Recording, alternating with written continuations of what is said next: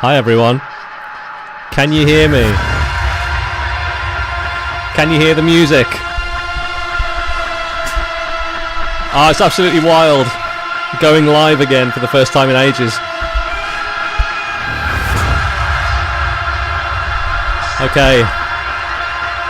Welcome everyone to the end of year stream.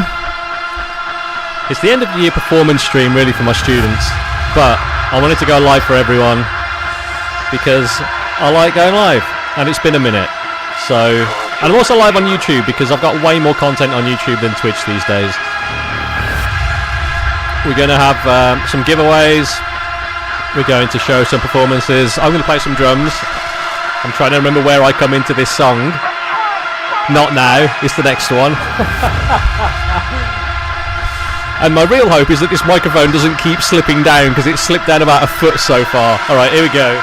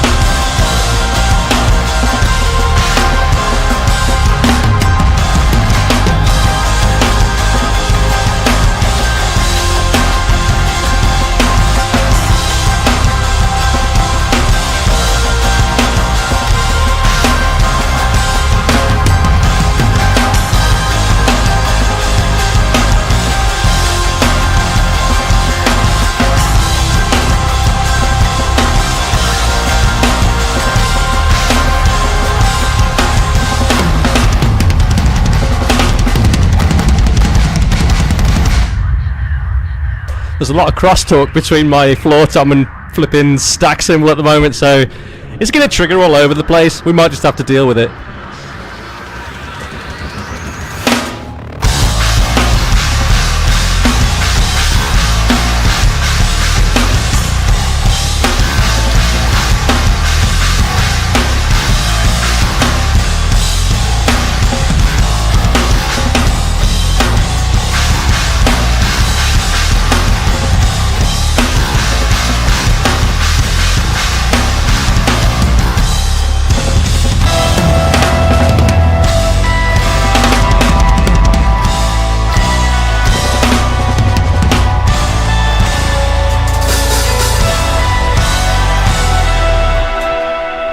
All right. 45 folks, what are you saying? Nice to see you. Oh man, I picked the wrong mic stand. I moved this because I've been doing other things and it's it's just moving and hitting my face, damn it.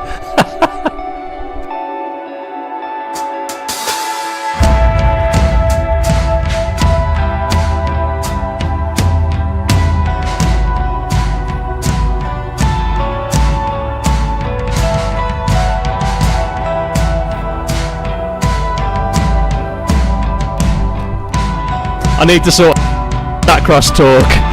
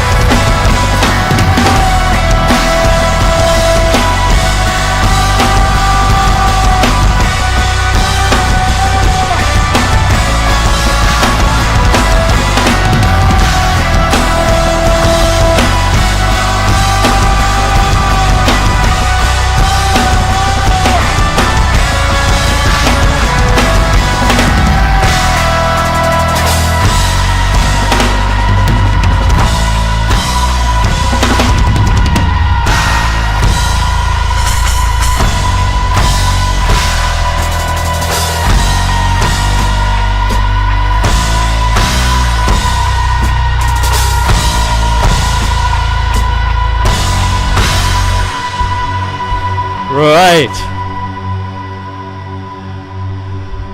Let's just do that. Right, hello everyone, how we doing?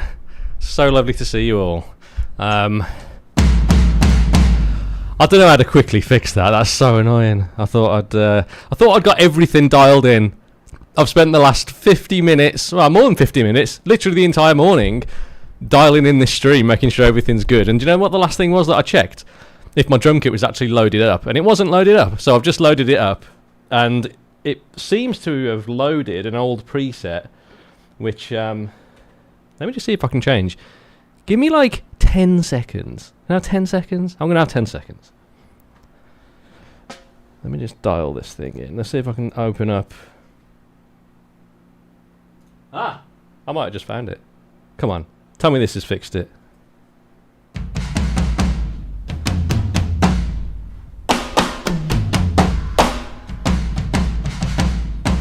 That would be no. Alright, we're going to have to deal with it, not to worry.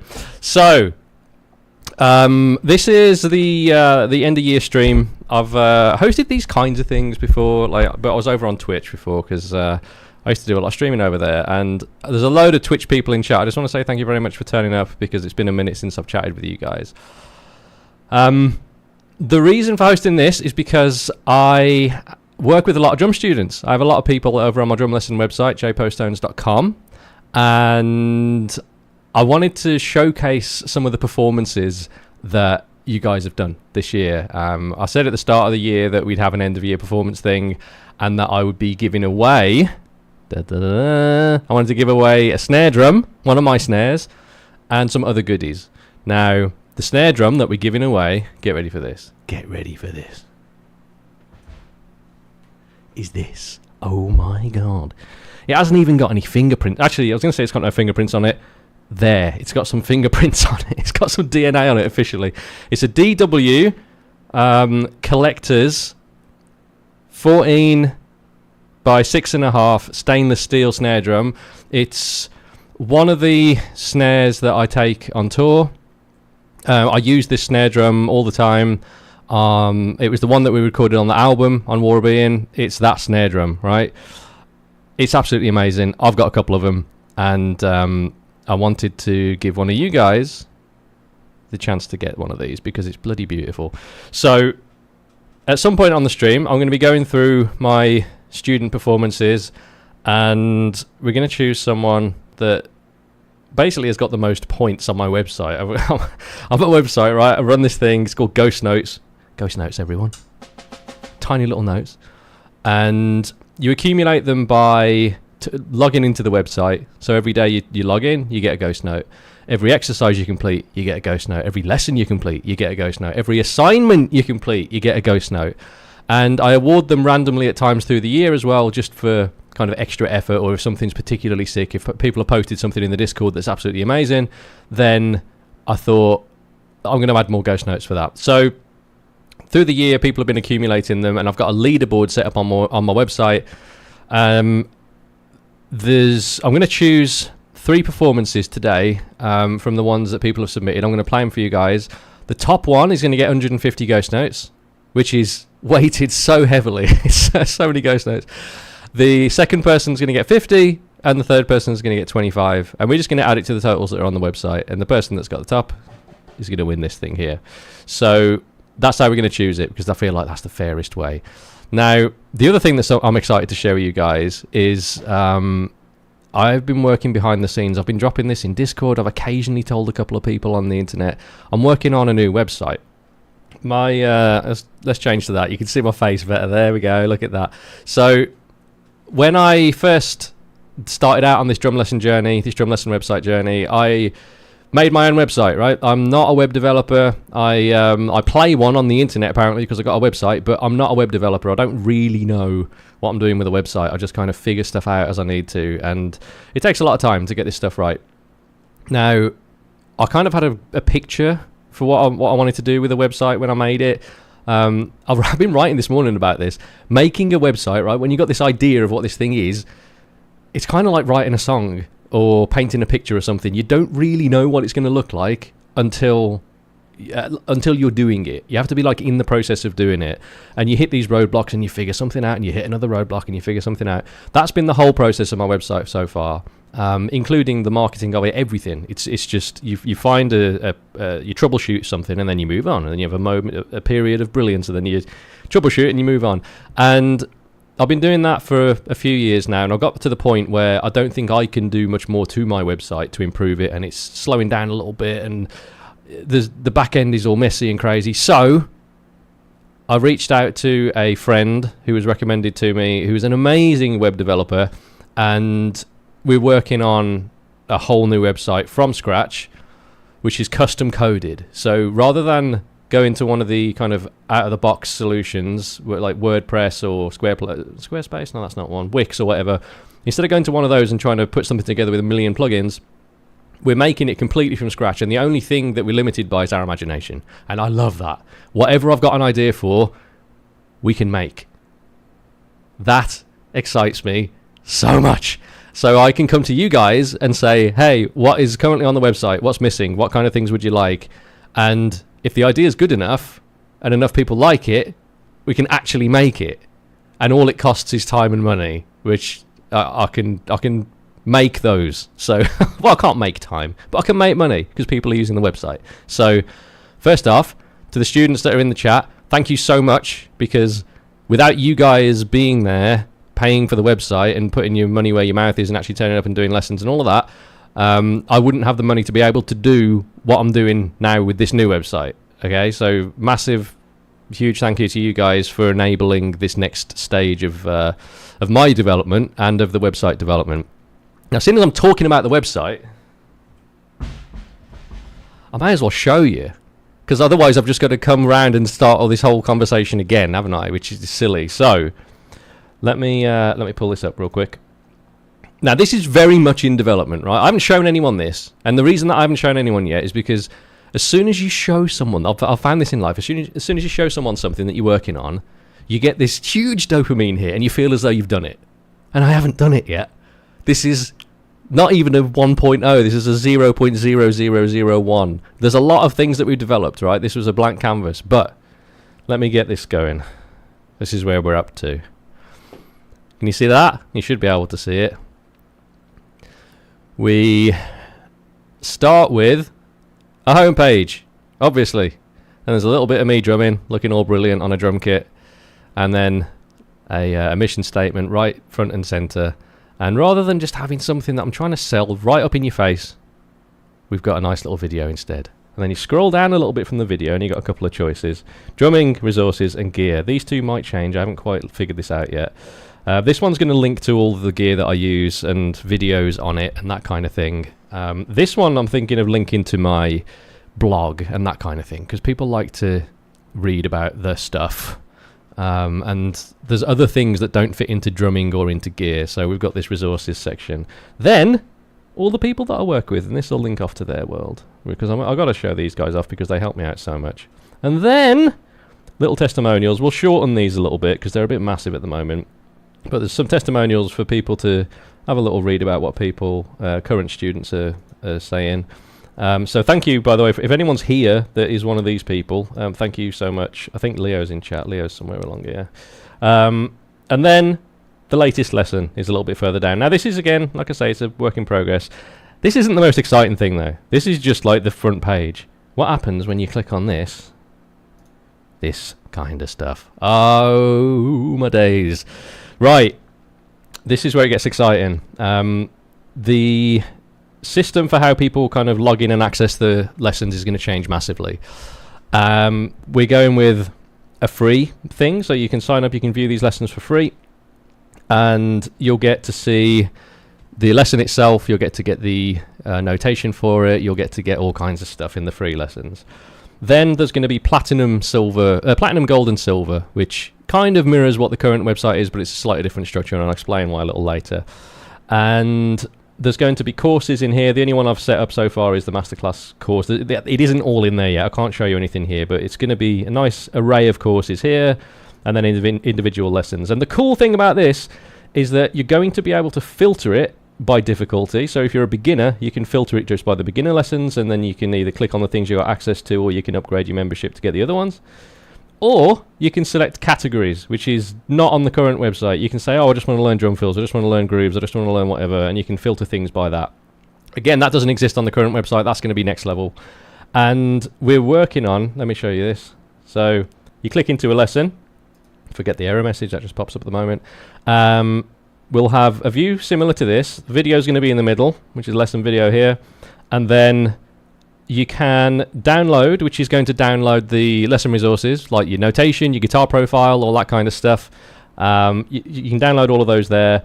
You can mark it as too difficult. So if you're working through it and you're like, bloody hell, I can't do this, you'll be able to hit that button and it'll add it to a list that sits in your back end, not your backside, in your dashboard that is, this is currently too difficult.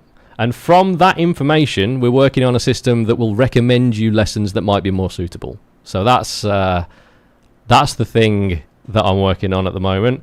Then the other thing is mark as complete.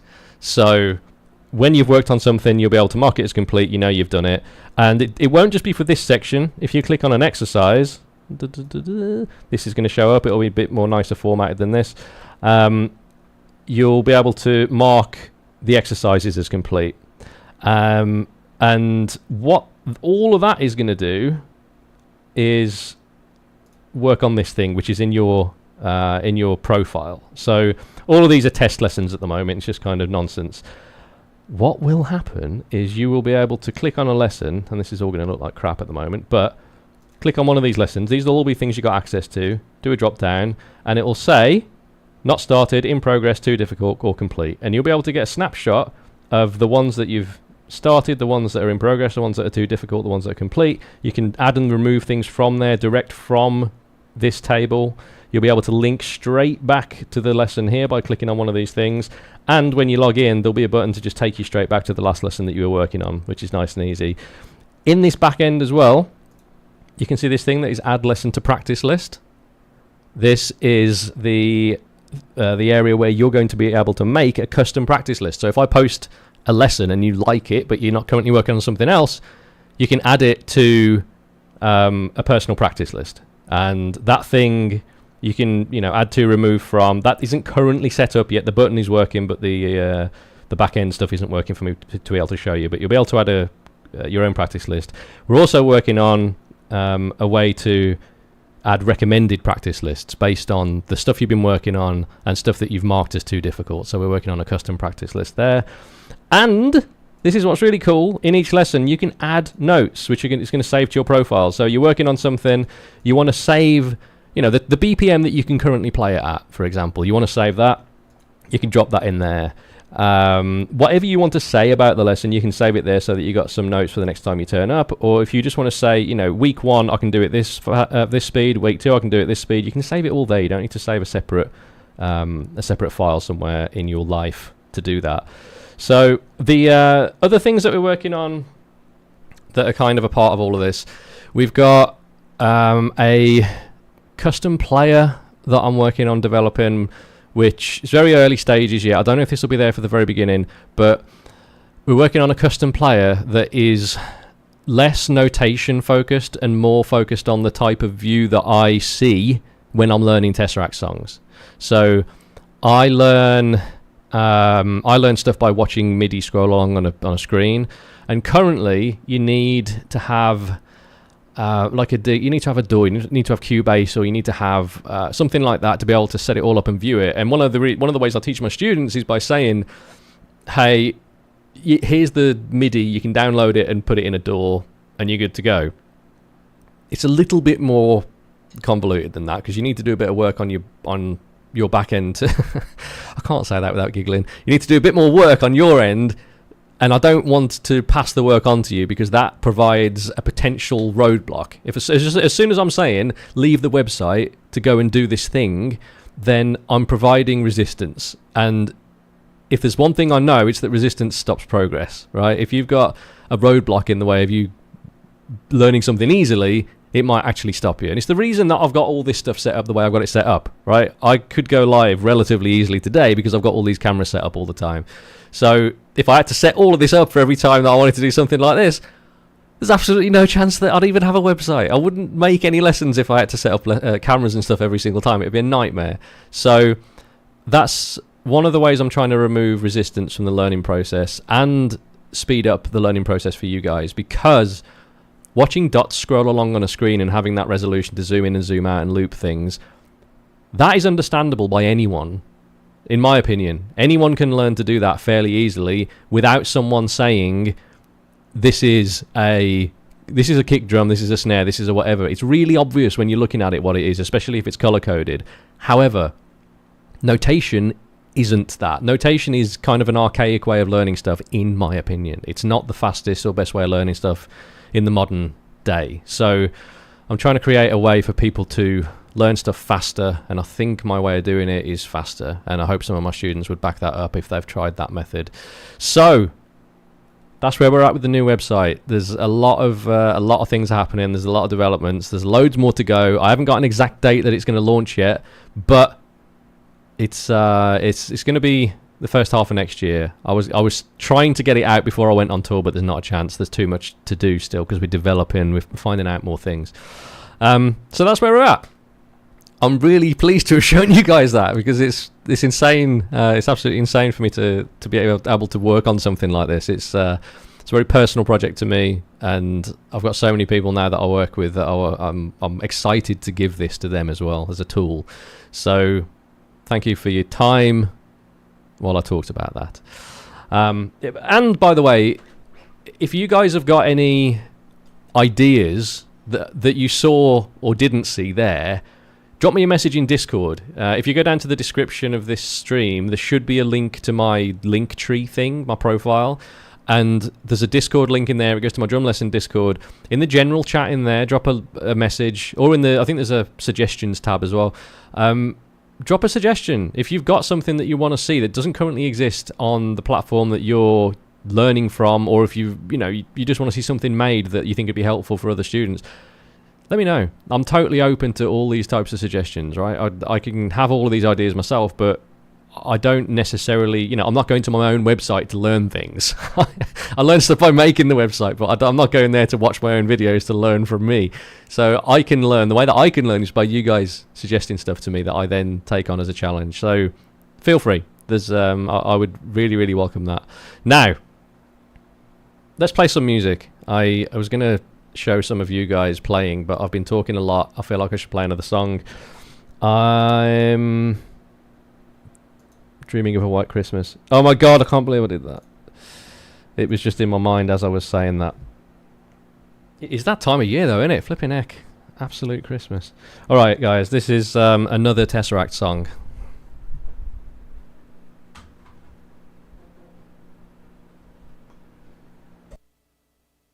I've also got this nice mute button down here. How good's that? I can hit this button and my microphone goes off so that you guys can't hear all of my cymbal pads. It's beautiful.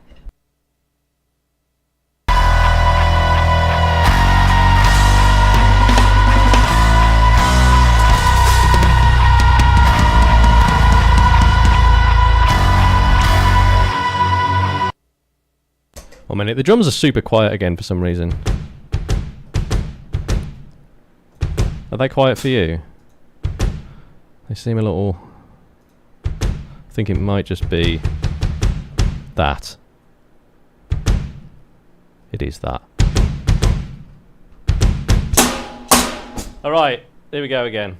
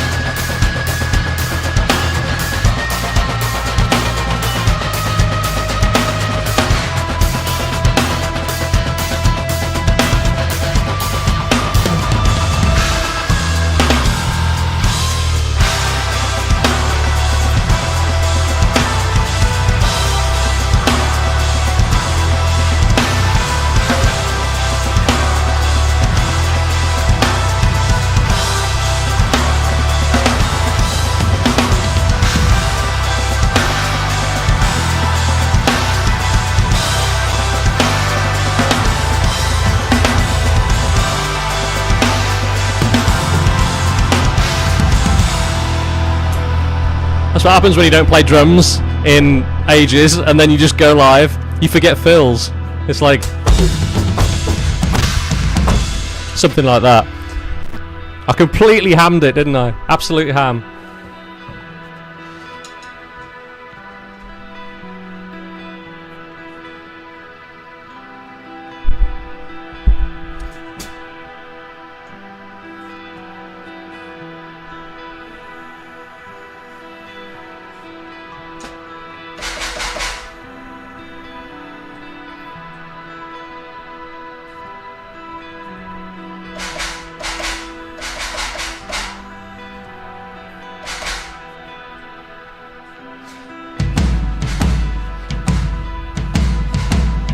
That's so annoying, I can't fix it.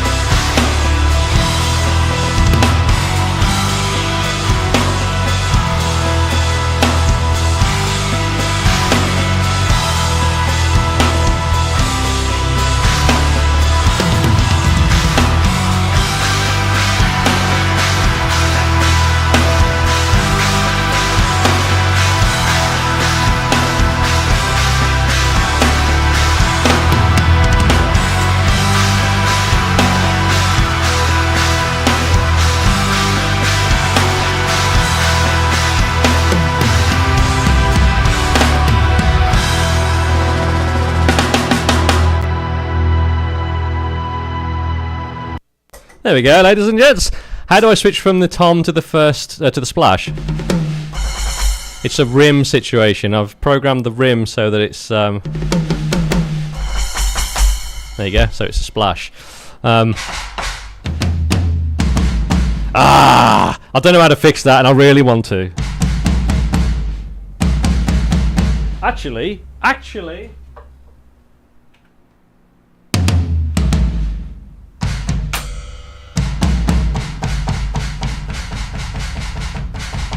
I think I've set the tom rim to be a stack for some stupid reason. 1 second. How do I change that? How do I change that real quick?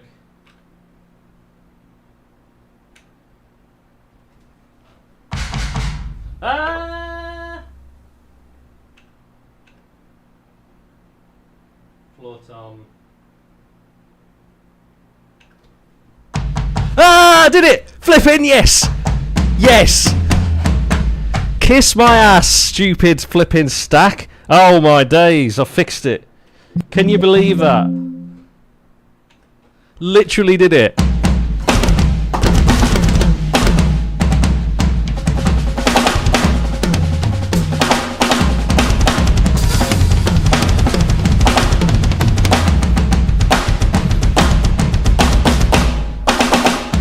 Oh, I'm so pleased with myself. Live troubleshooting, my days. Nick Woolen, what E-kit is this? This is a Roland TD50 KV, and I'm using these sounds. 1 second. These sounds, the Tune Track software, Superior Drummer 3, and I'm using the Modern Metal Easy X. I've tweaked it all a little bit, but yeah, man, this is super nice sounding. It makes it feel more like real drums than an E-kit. Yes, you have to dial in things, like the hi-hat is still insane. That's not really what a hi-hat feels like. In fact, that's not all the hi-hat feels like. What's going on? Since I've moved away from this kit, I haven't played it in like a couple of weeks. Like the lightest hit is incredibly difficult. It's so hard. Why is it doing that? But yeah, what's the snare? The snare is a Black Beauty, 14 by 5 Black Beauty. I used to have one of those in real life, and it was amazing. Put the clap on the kick. Yeah, I mean that is one thing that you can do with these things. But yeah, these programs are amazing. These kits are amazing. I, for the longest time, didn't think I was going to be able to do a drum lesson website or situation on one of these. I told myself that it needed to be on an acoustic kit, and I make most of my living by teaching on this thing. It's a game changer. I tried one of these out years ago in London at the Roland studio and got in contact with them immediately and was like, I need one of these in my life. And then when I moved to America, it was the solution, right? They're just so good. I feel like E-kits, so I had a conversation with guys about this the other day. E-kits have gone through this transition from being this kind of not cool alternative to a drum kit to being this cool thing that you can actually use, that's like an amazing tool for composition and for practice at home. Yes, there's still a bit of a change when you move over to an acoustic kit, especially if you've only played an electric kit and you go to an acoustic kit, it's going to feel weird. But if you're in an apartment, you can kind of get away with it. If you can build a platform, maybe put the drums on that. If you live in next to someone and you're sharing a wall, like all of these things just make it's way easier. Those are problems, massive problems. If you've just got an acoustic kit, if you've got an E-kit like this, then you're good, right? So yeah, man, I use this in my house. I haven't had to do anything to the room to soundproof it. I closed the door, but the door is basically made of paint, so the sound just goes straight through. But it's fine. My wife hasn't left me because of it, so that's a good thing. So, and yeah, very cool for streaming, honestly. Really, really cool. Have I tried the Alesis Strata Prime? No, I haven't tried anything other than this. I had a very old Roland kit years ago, and I've only got experience with the Roland kits. Or, well, specifically with that Roland kit and this one. I don't know about other Roland stuff, which is funny because I play Roland stuff. I'll get a message from people asking me for my opinion. Oh, what Roland kit would you recommend? I've got like 50p to spend on an E-kit, and I'm like, well, get the best thing that you can afford that you're the most excited about. That's my answer to all of it, right? Because ultimately it comes down to your romanticizing of any of the companies that you want to work with. It's why I work with DW. Yes, the equipment's amazing, but I find that drum company, like I love them. I flipping love it. I love the drums. I absolutely love them. I've loved them since I was a kid, so that's the company that I want to work with. Are they objectively better than some of the other drum companies? I've got no idea. Like someone that's a Tama artist or a Pearl artist is going to love that stuff, I'd hope. Same with cymbals. I flipping love Meinl. I absolutely love them. I didn't know much about them until like 5 years ago, if I'm being totally honest, but enough of my peers were like, you need to use Meinl J because the reps are amazing and the cymbals are amazing. And sure enough, that is true. They are flipping amazing. They're fully amazing. So how come I haven't gone for the VAD line, the full-sized ones? Are the VAD ones the ones that actually look like drums? See, this is how little I know. I don't know which ones those are. If they're the ones that look like drums, I don't know that there's any reason that I need this kit to look like a drum kit, if you know what I mean. Drums, the whole purpose of this kit and this E-kit to me is that it's more compact. I've got things roughly in the place that they are if I'm playing on the acoustic kit, but you know, the snare's a 14-inch snare, the hi-hat's a hi-hat size, the ride's ride size, these toms are the size that they'd be in real life, the cymbals are a bit smaller, but everything's where it would be. But I can fit it into the corner of a room. You know, this is in half of my like home office. This isn't a dedicated studio. That side of the room is Warhammer and a computer, and this side of the room, the bit that you guys can see, is drums. If this was my actual drum kit was in this room, I wouldn't be able to fit it in this room. And though, you know, the deeper kicks, there's absolutely no reason to have a deep kit other than a deep kick drum, other than what it looks like. If that matters to you, then that's fine. But for me, it doesn't matter. I just need it to take up as little space as possible, and that's what this does. And this is super solid. I'm surprised. It's the KD 140. The thing doesn't move. It's so good. So that's why. Do I use extra modules to add cymbals? No. I've maxed out the TD50 though. I can't put any more inputs on it. I would like another tom here because that's what I have in real life, but I don't have that. I'd need to get another module, or I'd need to get some kind of MIDI in thing if I wanted another tom. I'm using the TD50 KV and as many inputs as it's got to to do all of this stuff. So that's the answer to that. What are we saying? What else are we saying? Let me get into some of the student performances, because that's really the reason I'm here. I'm promising you guys this is an end of year performance thing, and I've shown off 0 end of year performances. So with your guys' permission, I'd like to show off some of my students' stuff, if that's okay. We've got a few videos to get through, a few videos to watch. Some of them are quite long, some of them aren't as long. I may cut some of them a little short, just because of time on here. So if your performance is quite long and I cut it short, please don't be offended. I'm trying to get a vibe for what everyone has done to be able to give some kind of point system to you guys. So let's have a look here, shall we?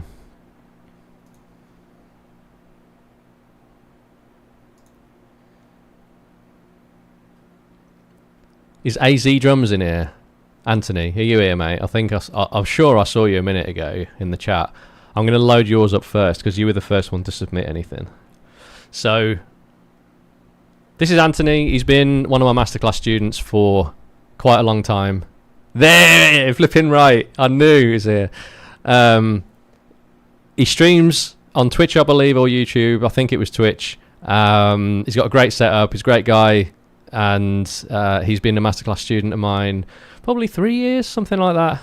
I can't remember. You joined very, very early on when I started, like one of the first, either year 1 or year 2 of the masterclass. I can't remember. But this is his performance. Let me just load this up. Full screen it so that... a minute. Here we go.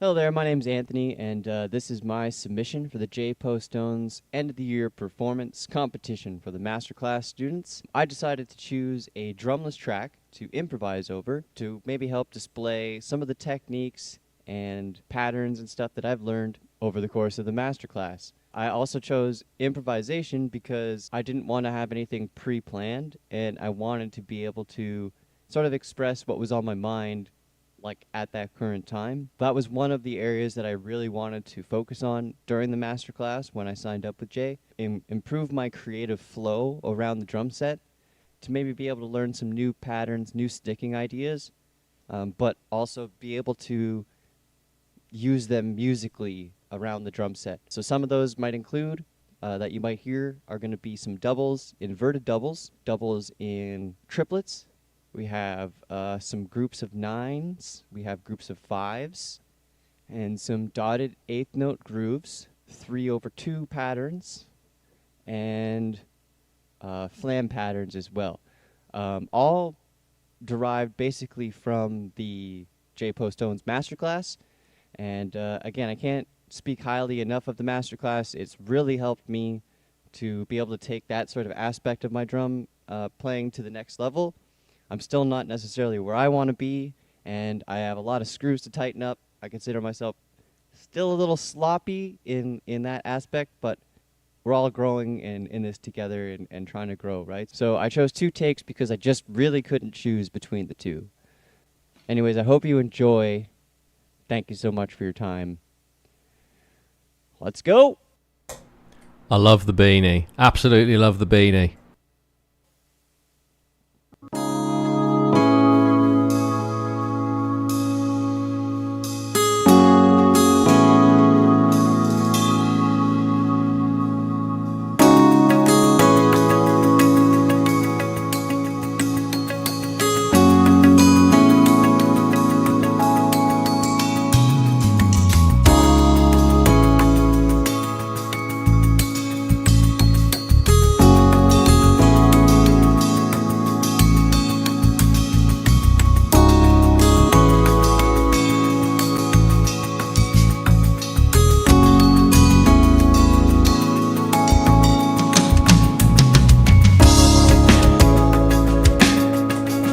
Flipping tasty, mate. So tasty.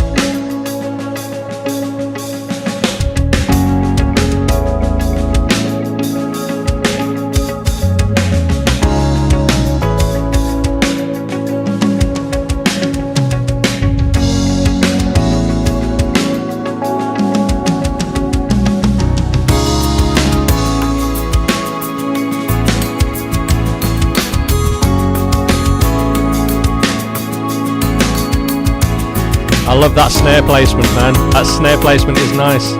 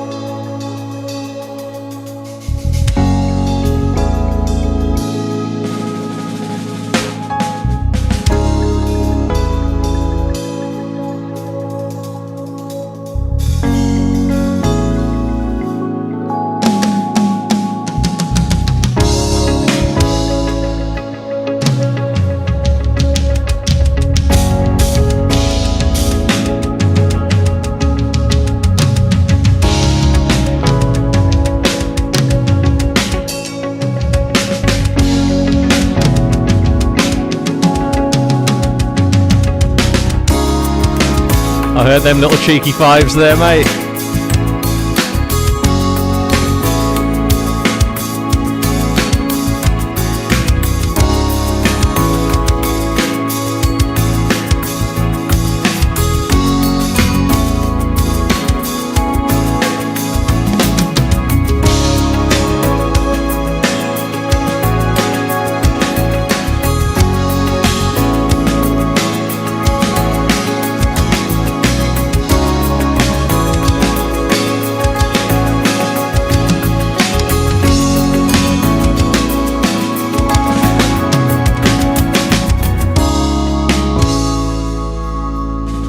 Nice, man.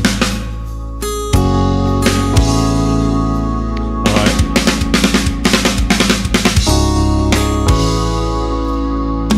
I'm going to pause that one there. Mate, absolutely smashing it. Thank you so much. That's Anthony Sakari, everyone. It's so good. He's got so much like freedom and creativity, which is what I want people to explore. The whole thing that I want people to be able to explore is their own inner creativity and like expand on that.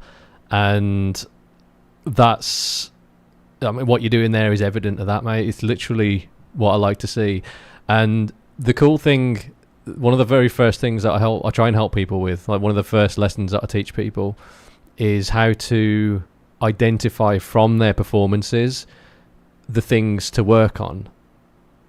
And that's super, super important. And one of the things that I want people, even from these, to be able to do is like see the things that they want to work on, because it's one of the only ways that I improve is by like scrutinizing my own performances. So if for the people who've submitted this type of stuff, if you want me to go through and like spot some things for you in case you're finding that difficult for yourself still, I'm happy to do that. And we'll get into a chat in Discord, and I'll drop you a message with some of the things that I'd be looking at the current stage at which you're at, because that's what I do when I'm working with people one-on-one. It's like, give me a video, I'll highlight some of the things, we'll make some exercises from it. But mate, you've absolutely smashed it. There's the fives I was hearing in there, the ghost note patterns. I heard the one that's from Nocturne, the 1 2 3 4, where you're pulling it over the. I was hearing some of those. It was lovely, man. You're flowing so much nicer than a couple of years ago. You know, you were good a couple of years ago, but it's great seeing where you've come from there as well. I'm spotting more Twitch people in the chat. We got Dunk, we got Greg. Hello, mates. It's been a minute, hasn't it? So, thank you so much, AZ, for that. It's flipping amazing. And if you want to drop in a link to your stuff, well, feel free to do that in the chat, because there's a few people here that might enjoy watching you play when you go live on the internet. Let me open up the next one. So, where do I go? Here we go. Leo's in the chat as well. I know Leo's in the chat. I've seen him. Oh, flipping spotted Leo. So, Leo, if I'm not mistaken, fairly new to the drums as an instrument. Started playing sometime within the past, I want to say 12 months. And was one of the people that actually surprised me the most early on, because Leo got a hold of my lesson on a song called Lament by Tesseract, and within 2 months of, like, he hadn't played drums very long, and within 2 months, yeah, in March, there we go, and it was like April or May, you posted a video of you playing the intro to Lament, and I was like, what? Who is this person, and why have they put them through this much pain? It was insane. I couldn't believe that you'd done that. So, yeah, Luna SC, that's Leo, absolutely insane. So this is someone that's been drumming less than a year. Let's go. My name is Leo, and this is my submission for Jay Poststone's 2024 End of the Year performance in the Progressive Drumming Masterclass. I enrolled in Jay's masterclass 6 months ago as a beginner, and I'm amazed with my progress since joining. Within the first day of the masterclass, Jay took the guesswork out of how to practice, and as an aimless beginner, this was a great way for me to focus on improving my rudiments and lay the foundation to be able to play such a complex genre like progressive metal. My limb independence was a big struggle before Jay's many exercises throughout the masterclass, specifically between my left and right feet.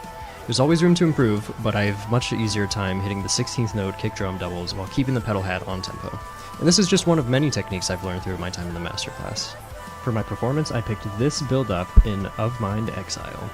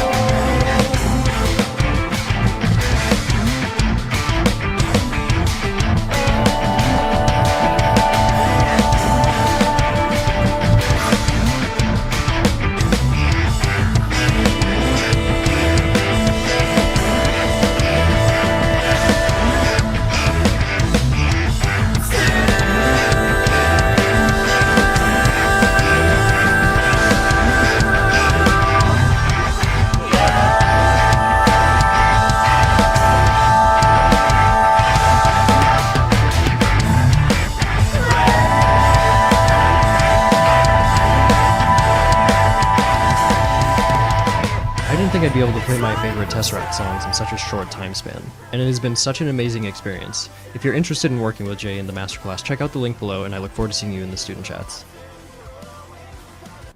My name... Bloody hell, mate. That's insane for such a short amount of time. I still can't believe it. Like, and that, you know what you're proving to me is that the whole reason for getting behind the kit is to play along to music, right? And I know this happens to some drum teachers, because students come to me and say this: my drum teacher wouldn't let me play music. They made me just, play the notation, like read the notation and do the rudiments and all of that before you get behind the kit and start doing the music. Play along to music. Flipping play along to music. Like, if you're not playing along to music, then you're not going to enjoy the learning of the drums, right? It's the whole point that you're going to do it. And you, like, playing along to music that you enjoy, that's like your whole thing is what it seems to me, right? You're picking out these songs and these moments in the songs that are challenging because it excites you to do it. And the fact that you can turn that excitement into, like, that's your accountability, that's the thing that draws you to the next practice session, and you got all that, like, intense interest in it. That's amazing. And then you've turned that into the ability to play some of these complex, like, crazy weaving time signature messes that I do with Tesseract. It's amazing, mate. Really, really amazing. Thank you so much for taking part in all of this and for your effort. It's been amazing to see in such a short amount of time. So that's Leo, everyone. Thank you so much. Melissa, that's the way I'm going to try to learn, through music that gets you excited. Honestly, that's the best way. Like, if you're trying to work with a teacher and they tell you to, get the rudiments down first and do this and do that, it's like doing the homework before you've kind of had fun on the playground, right? Like, go and have fun with the music first. Play along, just try and play along to the music that you enjoy, right? It doesn't matter what instrument it is. If you're sitting at a piano and you're trying to figure it out, just figure out the first note. Which note is it that they're playing? Like, which one? It's the same with the guitar. You can start there. You don't need to get into the science of it yet. You need to have fun with the thing before you reach a point of needing some of that. And if I'm honest, I've never spent time with that stuff. I've never sat down and gone through a book of rudiments. I've never sat down just with a pad and intentionally been like, right, I need to spend an hour on this pad, otherwise I'm not practicing. It's not how it works, man. Not for me. And it's not the method that I teach. The method that I teach is have fun with it and how to identify what to practice from your own playing. That's the main thing. So anyway, Leo, thank you once again. That was absolutely amazing, and I'm happy for you, honestly, mate. I'm really happy for you, because that's such an amazing amount of progress in such a short amount of time. Right, the next one, I'll play one more, then I'll do a little bit of music. The next one is Travis. Flipping right. So Travis, I'm pretty sure Travis is in chat.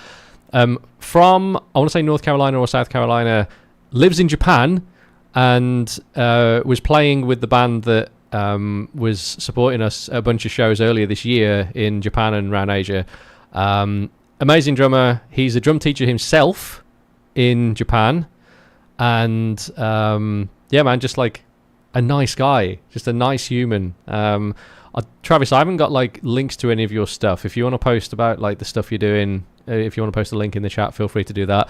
This is Travis's performance. He's always every single video you send me, you're looking all chill and you're always chewing gum. That's your thing. You're always chewing some gum in your videos, and I want to see in this one if you're chewing gum or not.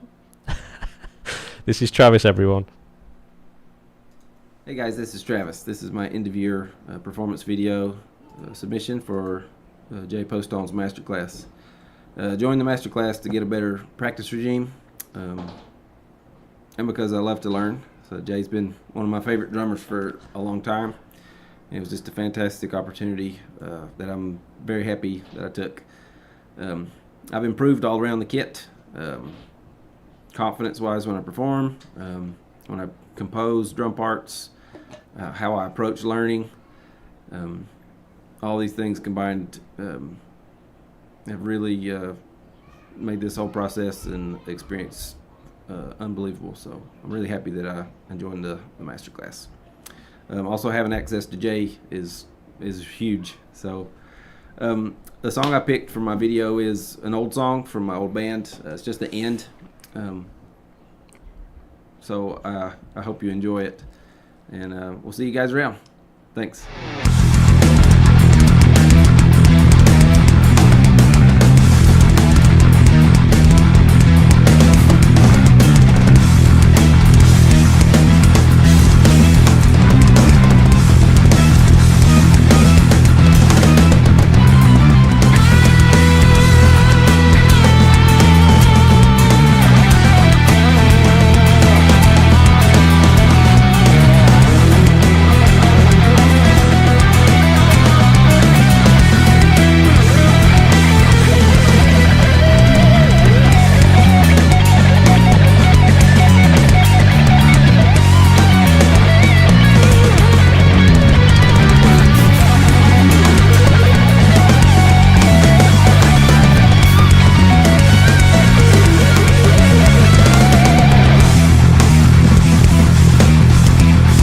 It's so heavy, it's amazing.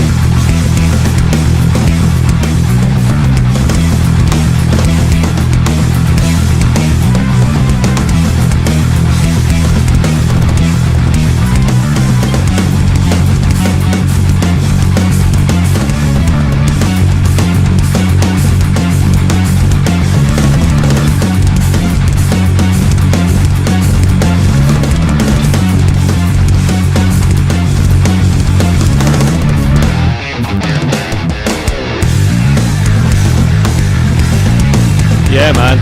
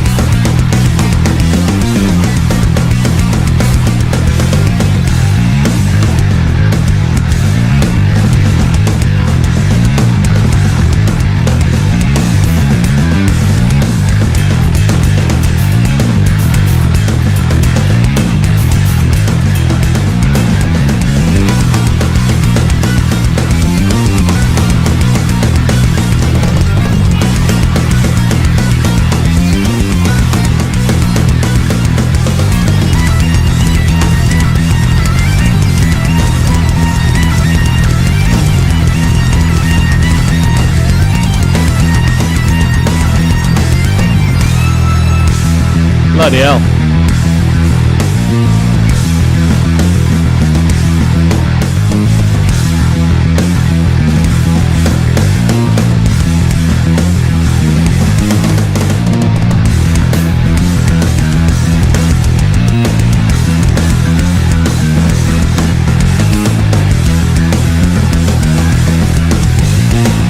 That modulation, flipping right.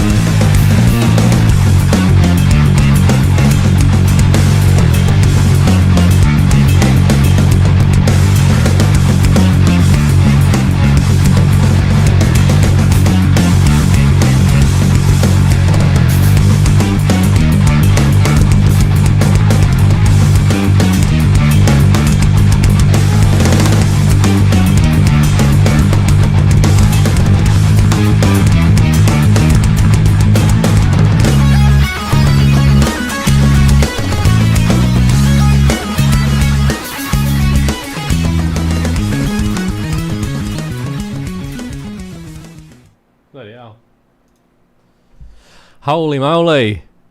Flipping Travis. That was insane. Yeah, mate. You got so much, like, unique stuff going on with your playing.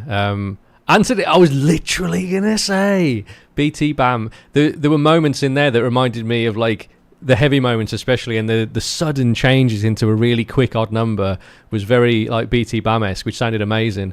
Yeah, dude, honestly, like, you got such a unique thing going on. I love watching you play, and that you're a nice human on top of that is an amazing bonus, I suppose. And it was great hanging out with you in Japan earlier this year. So good. It's a shame we didn't get to hang out more, but that last night was a load of fun. Just a little bit of behind the scenes for you guys. We had a really nice... Actually, I'm just trying to remember who was there on that last night. I don't know if it was everyone, but we ended up in this, like, sushi restaurant after the show, after the final show. And if you go, you go to my YouTube, there's a behind the scenes video, and a couple of guys in our band are absolutely blasted. It's kind of rare that Dan gets wrecked, but Dan was absolutely blasted. It was so funny. The hosts kept on bringing over just massive pitchers of lager, and as soon as someone pours it, they sing this song, and you've got to down this, like, pint of lager. Oh God, I don't drink like that anymore. I haven't drunk like that in a long time. And that was like, just drinking one of them, I'm like, oh my God, this is awful. But it's also fun. And Dan had to get on a plane like 4 hours after that, and he must have felt shocking on the way home. Oh man, I had a nice next day in Japan after that. I got, like, the next day to myself, and I went to the Warhammer store in Japan, in Tokyo, which was so good. It was nice to just kind of wander around and get a little bit lost. And yeah, man, anyway, thank you so much, Travis, for putting that in. It's super cool, and you're playing, like I say, you've got so much going on. You can move around the kit with, like, finesse, and you've got speed as well, which not everyone's got. So yeah, man, you've got a formidable arsenal of skills that you're sitting on, and I hope you just keep playing and keep enjoying it. Thank you so much. I'll play a song for you guys now. I shall play a song. Let's do this hectic one. It's just the next one that's in the Tesseract set, so I'm just gonna play it. Right, this is a song. This is a song.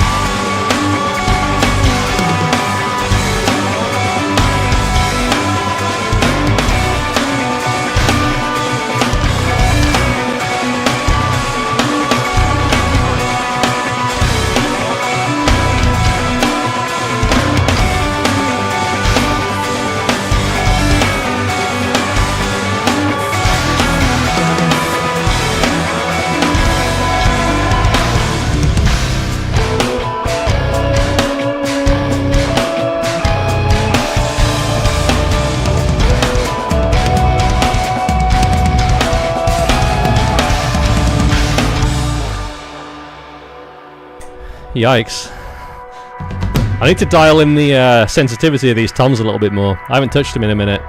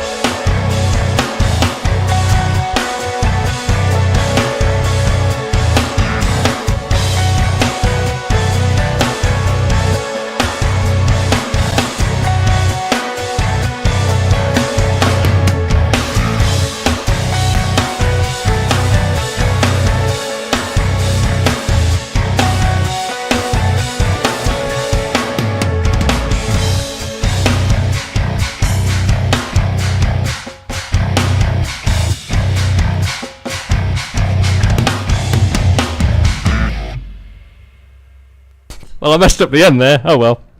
That's hilarious. I just completely fudged the ending. I was supposed to hit a snare before the end, and then I went to hit the snare at the end. Oh well. That's why you practice, isn't it? To figure out what you can't do. Yeah, this is behaving unusually. Let me just see if I can dial it down a little bit. But someone was just asking what am I using E-kit wise. It is a Roland TD50KV, and I'm using the the Modern Metal kit by Toontrack. Why is that so bloody sensitive?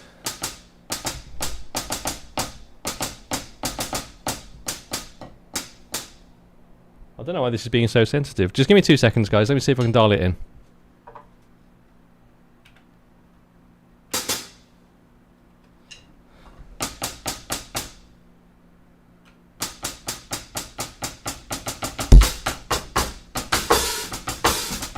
That's more like it. I don't know what that's all about.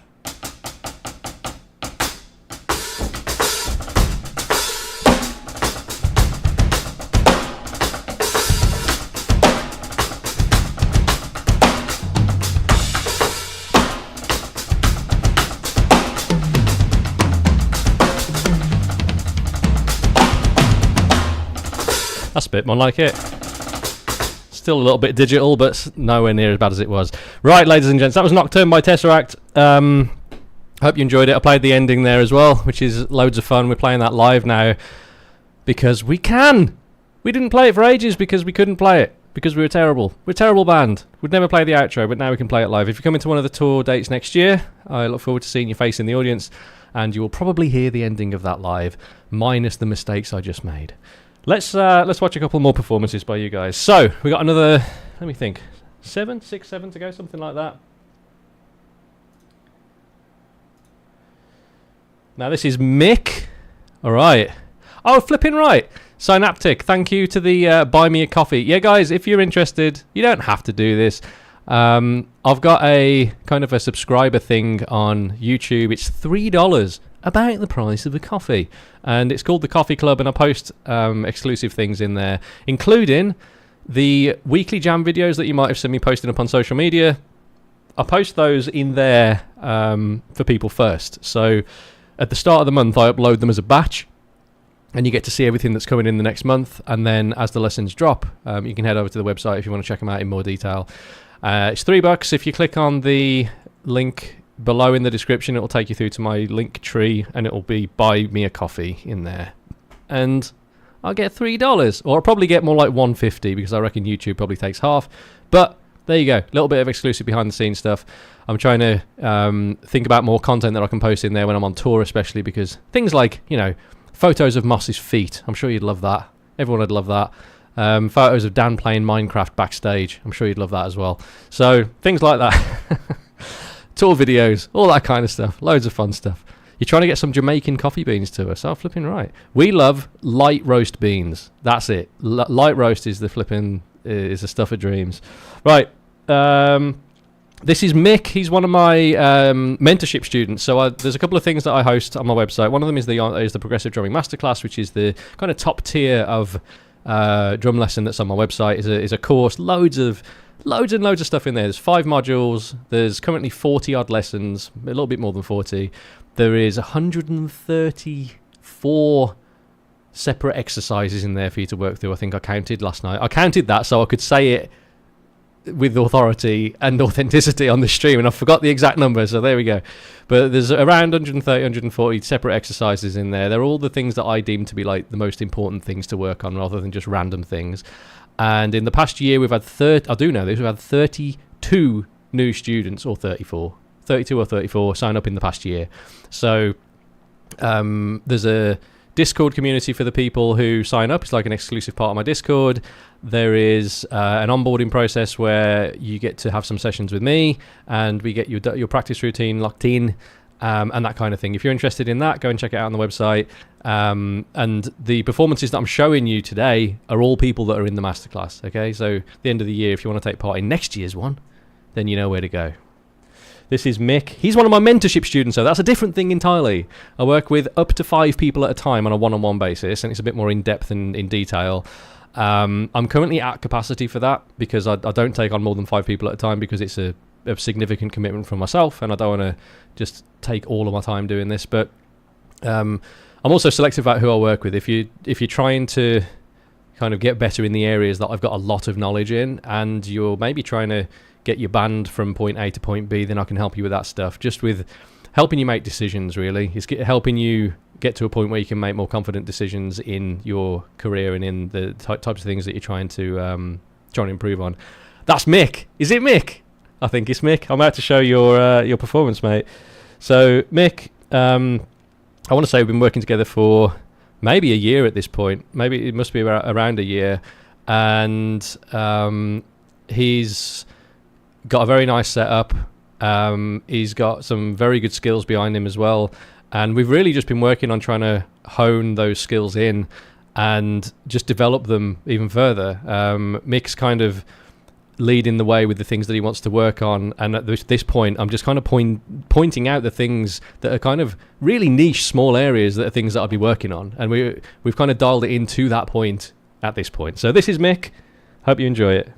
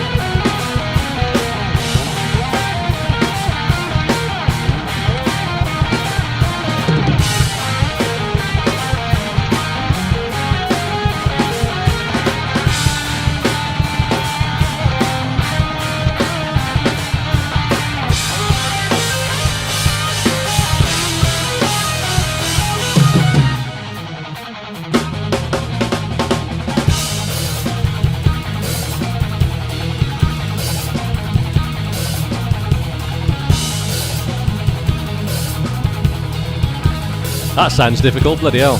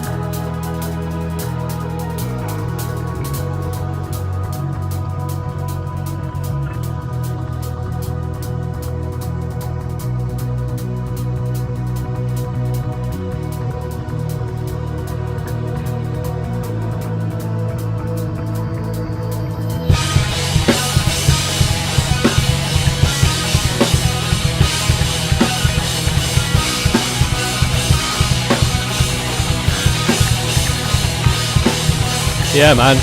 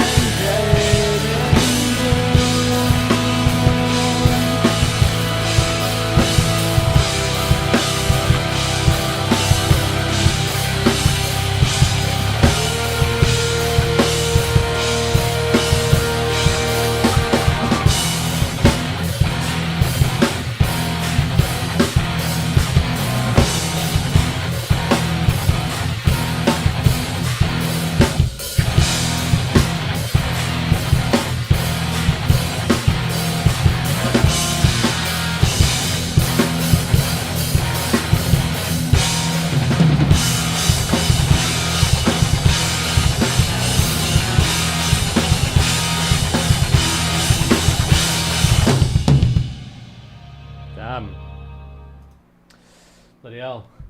Mate, I don't know how you can play something like that. That's so complex. The Contortionist, ladies and gentlemen. We've talked to those guys so many times, and some of the changes that they have in their songs are just unreasonable. Absolutely unreasonable.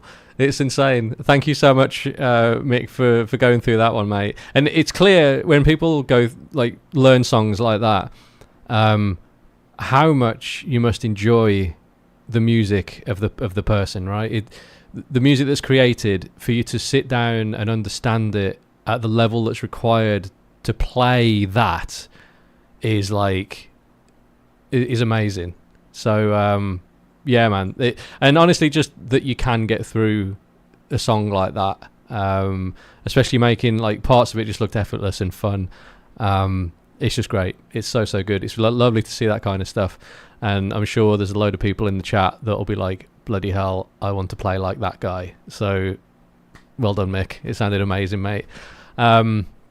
I don't know what else to say, man. That it's really, really good. There's I want to know actually what song, because we've got another session, and I want to know if you're planning a song for that, if there's something that you want me to give you a bit of feedback on for that final session, what that's going to be. And if it's as difficult as that, then I'm going to have my work cut out for me. Thank you so much, dude.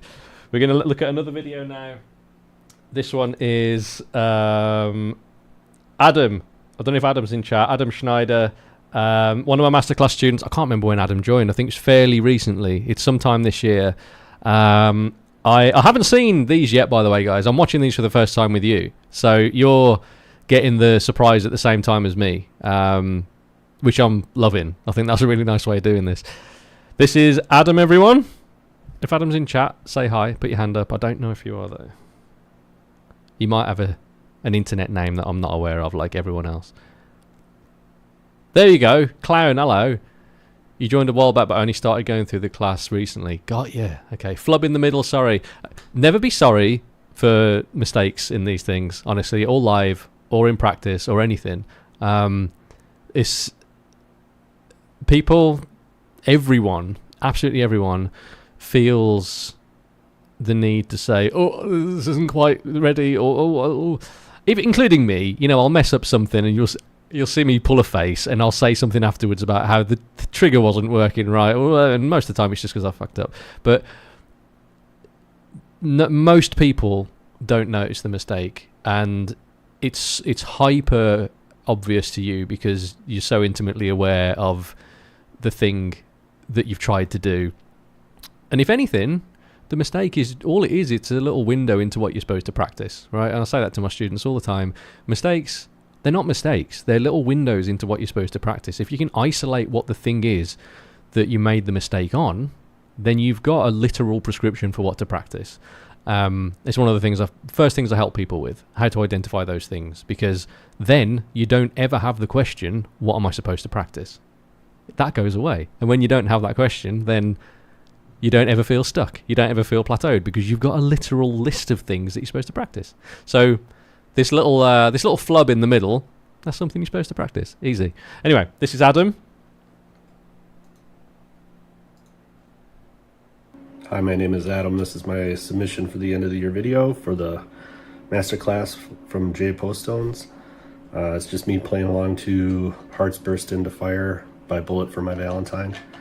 I'm new to the course. I'm self-taught and looking to expand, but I've really only gone through the practice module so far.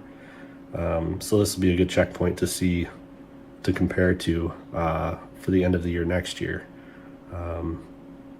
And hopefully I can show some good progress there. So here it is.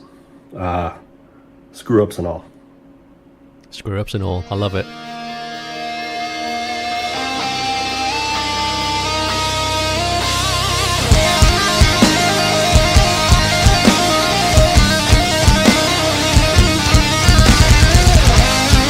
Nice.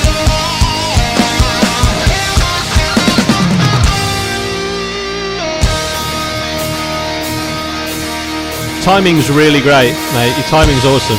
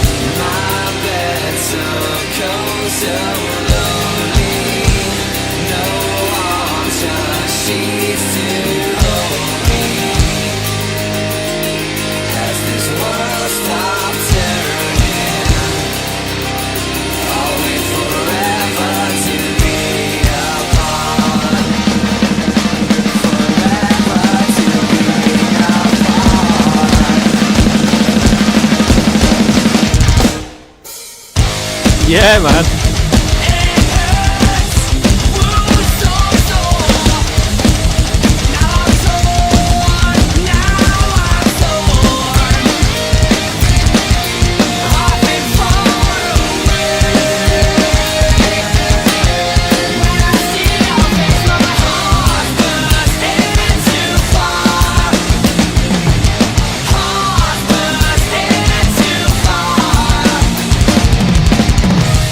Nice.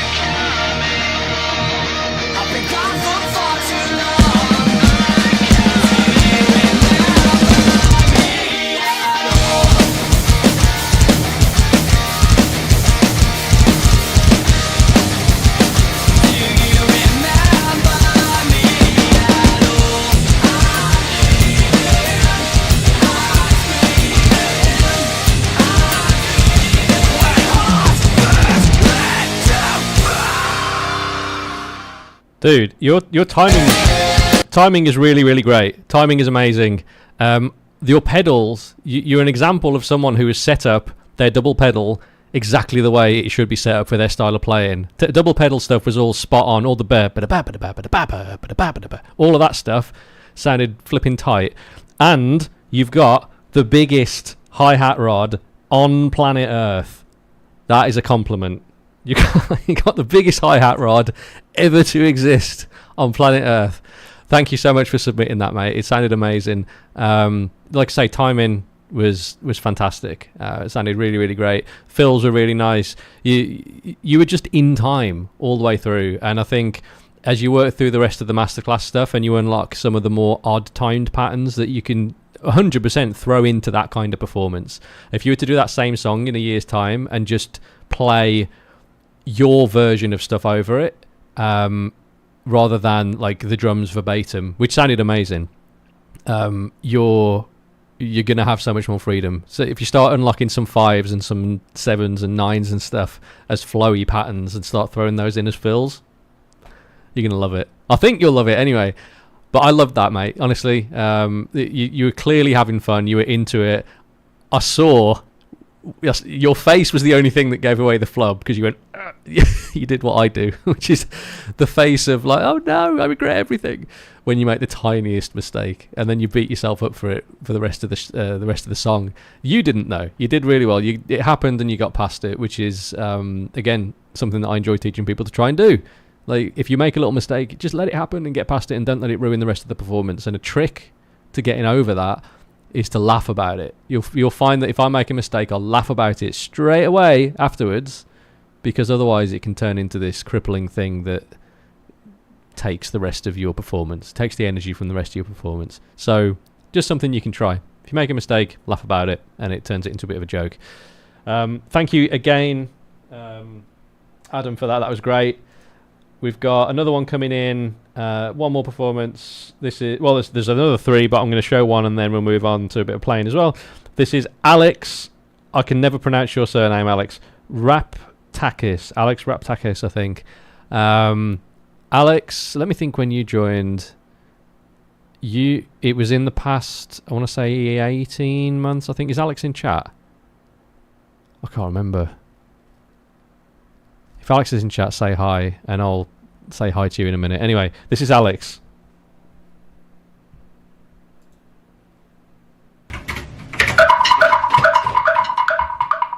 Oh, YouTube short. Here we go. It's hollow.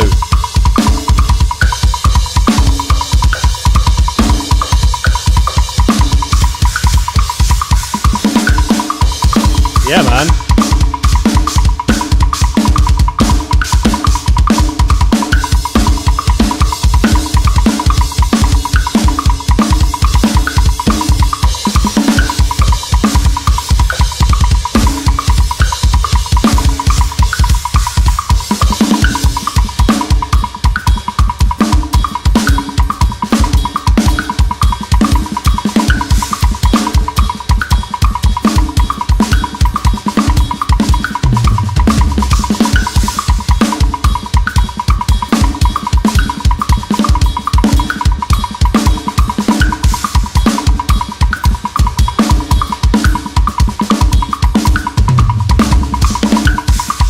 Nice.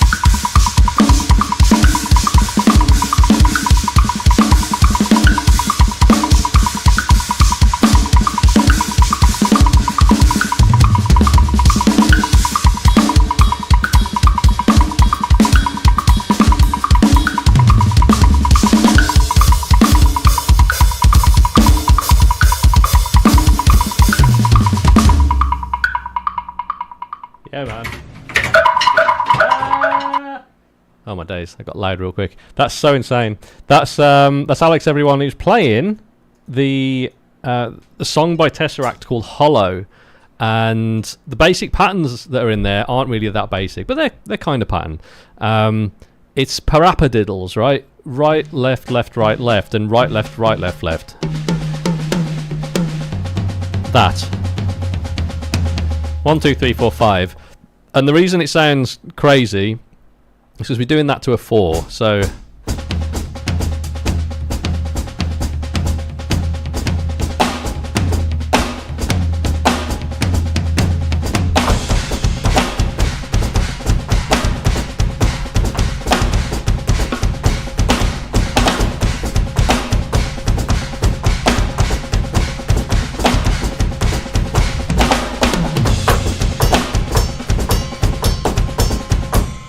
that kind of thing. And it's... Here he is! Flipping Alex! Hello, mate. Yeah, it's such a great groove. It's one of the earliest Tesseract songs, that is as well. A song called Hollow. It's not on... let me think. It was a bonus track on the first record that we put out, and it's on a Bandcamp thing, I think. I can't remember what it is. There was this 2-track EP, I can't remember the name of, that we put out in 2020 or 21.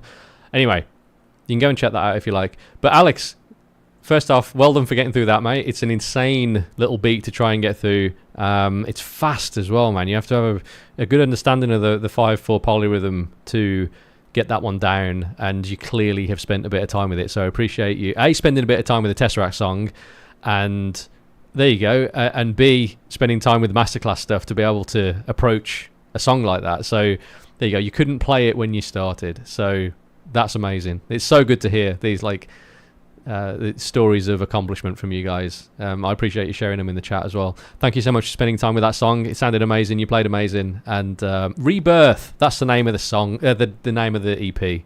Go and check it out. It's on, I think it's on Bandcamp. I'm not 100% sure, but if you type in Tesseract and Rebirth, it should come up on there. And we're now I'm going to play a song. Why not? We've got 2 more performances after this by Brad Rickle and Robbie Colwell. 1, 2, 3, 4, 5, 6, 7, 8 total performances from people, which is flipping amazing. Thank you so much. The 8 people give a damn enough to submit an end-of-year performance for something that I've thrown together is amazing. I love it so much. Let's get a song going. Should we do a new one?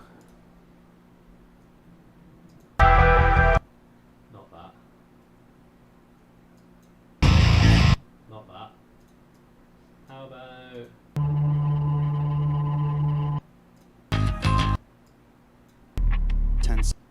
10 seconds? Let's do this one. This is Legion by Tesseract. Seconds.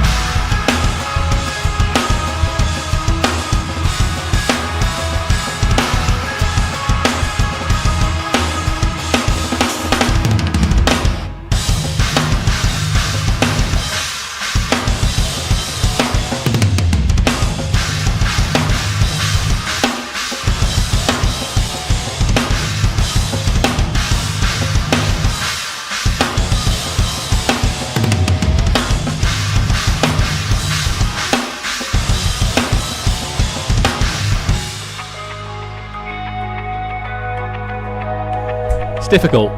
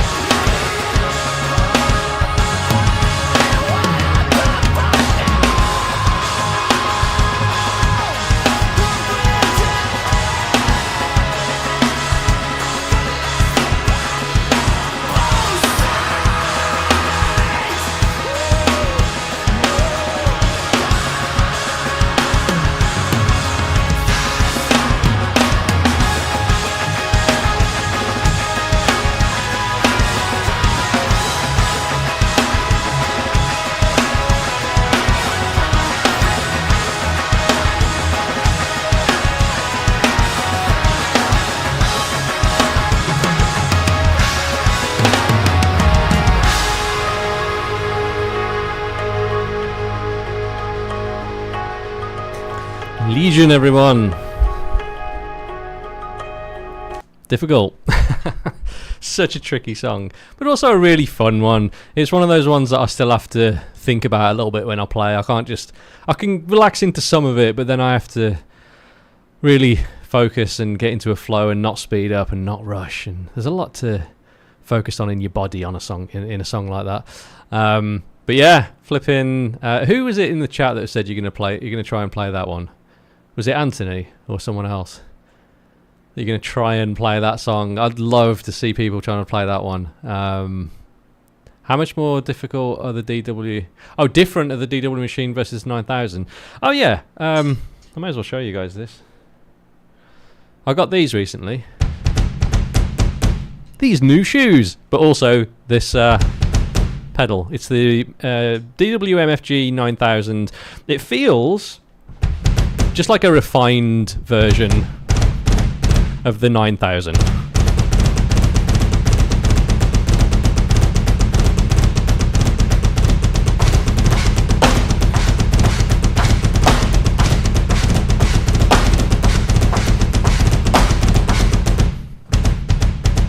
I love them. Really, really nice. Honestly, I can do everything on these that I could on the 9000. The difference really is in aesthetics. I love the way that they looked.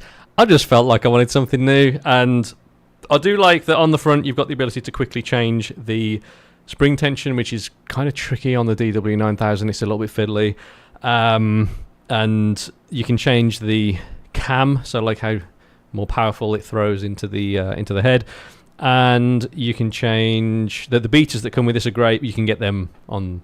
You can just buy them externally if you want, or for your pedal, I should say. I bought these beaters and had them on my 9000 pedal, and it makes a difference because they've got little weights in them, and you can take those weights out, or add more weight if you like. It's just a more refined pedal. It's everything. Imagine taking the 9000 and just like beefing it up. That's kind of what this is. But yeah, if you got 9000, that's also brilliant. Like, they're really nice pedals. That's my backup pedal now. So yeah, we've got a couple more performances to get through. This is, let's see, Brad Rickle, another masterclass student. I've got no idea what this performance is going to be. Is Brad in chat? One second. Bradley says in chat, would this be an example of what you typically hear from your IEM? Yes. So what you're actually hearing, like the guitars and things on in there, which I didn't realise when I opened up this project before I started this stream, otherwise I would have chosen another project. The stuff that you're hearing though is what I would hear in my in-ear monitors when I'm on stage. Plus, my drums are in here as well, so I've got a slightly different drum mix, and the guitars are in there a bit as well. If you go to my YouTube, there's some videos on there of the actual mix from like the Radar rehearsals and from other practice sessions that we've had and live, so you can hear exactly what I'm hearing in that moment. Just head over to the YouTube channel, which you're already on, and you can have a look at those.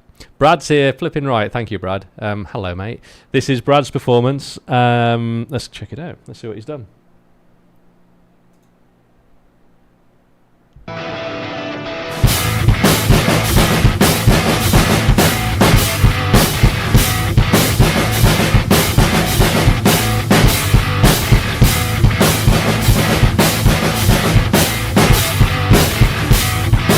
Nice.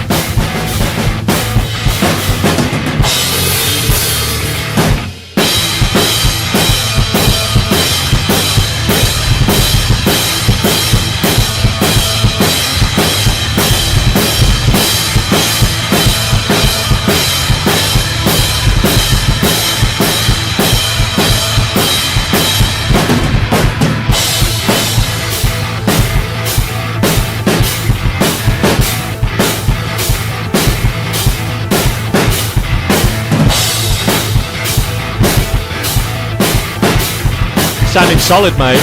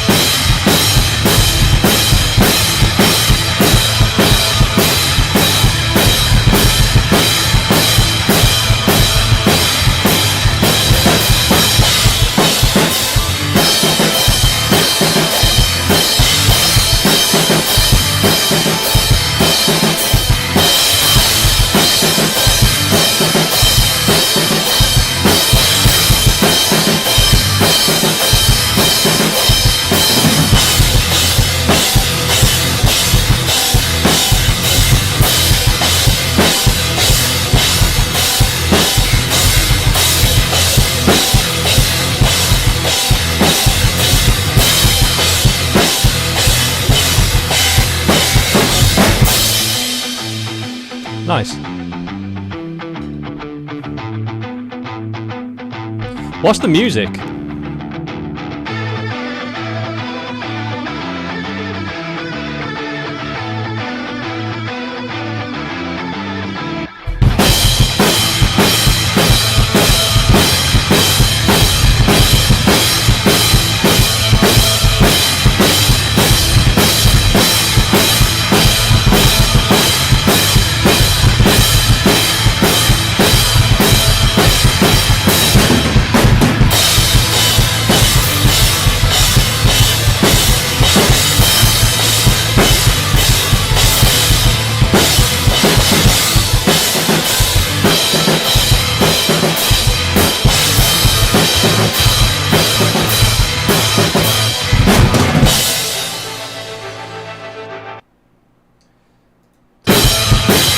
I love that there's a person in the next room here that looks exactly like you that's playing at the same time as you. That must have been really hard to set up. That must have been like, got to get these two guys to like play at the same time. It's tight, mate. Obviously, I know it's a mirror. But mate, thank you so much for submitting that. Your playing's really nice. You look like you're having fun. And I want to know if the music is you or if it's someone else's music. I'm not sure. I wasn't familiar with the song. But then again, I'm also not familiar with music ever. I'm the worst person for knowing who anything is. It's funny, people have conversations with me and they're like, oh, you know, like such and such's new album, or this really like transformative album by this band that everyone knows from the 80s. And I'm like, nope, never even heard of them. And so I'm just curious, is that your own? It's Ollie Steele. Oh, bloody hell, of course it is. Ollie Steele. It says right at the top, Ollie Steele Animals. There you go, Ollie Steele. I haven't seen him in ages. That's someone who used to come on tour with us and us with them, and he was playing in Monuments a very long time ago. But Brad, it sounded great. Thank you so much for submitting that and for allowing me to play it on here. If doing a load of people. If you've got somewhere that you want people to go to check you out or you're playing or any of that stuff, you can feel free to drop a link down there in the chat. We are going to... Actually, I've got one piece of advice. One tiny piece of advice, just seeing this video, because I don't think I've seen a video of you playing before. Your cymbal that you're hitting up here, this one here, loosen that a little bit. When you tighten it down this much, two things happen. It chokes the actual sound of the cymbal, which might be what you want. But you also break cymbals a lot faster when they're super tied down. It can break them faster, at least in my experience. The only time I break cymbals nowadays is when I'm doing fly-in shows with Tesseract and the cymbal stands aren't mine and they're not DW ones, so I can't loosen off how much they swing like this. And you might find that your cymbals last your entire life if you give them room to maneuver. And then you do have to change your roll a little bit though, because then I end up playing like this, kind of like a figure of eight, which I've just recorded a video on all of this actually on the figure of eight movement that I do. Instead of hitting like this, if you do that, you have to stop the stick and bring it back up. If you do this, it bounces off the cymbal and goes the other way, and then you're just bringing it back. It's a really easy motion, and it takes it expends less energy than this. There's so much shot going up my arm doing that.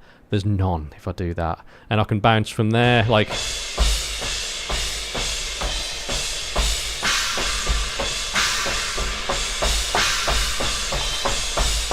Then I have to physically do so much more if I'm doing that.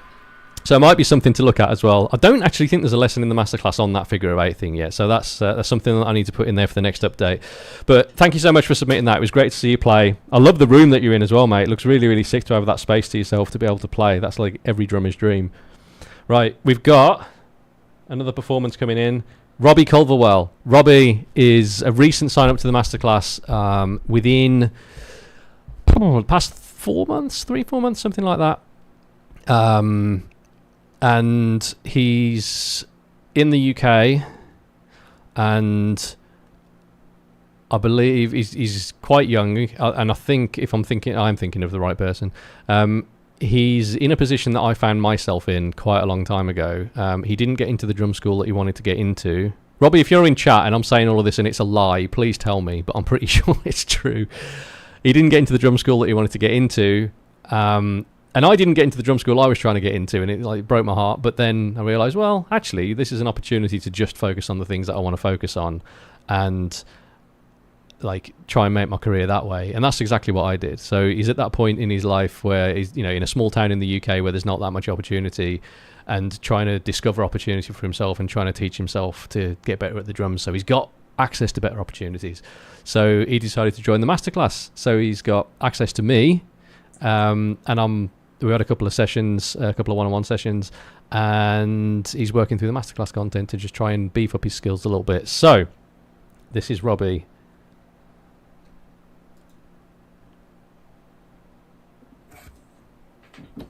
Hello everyone.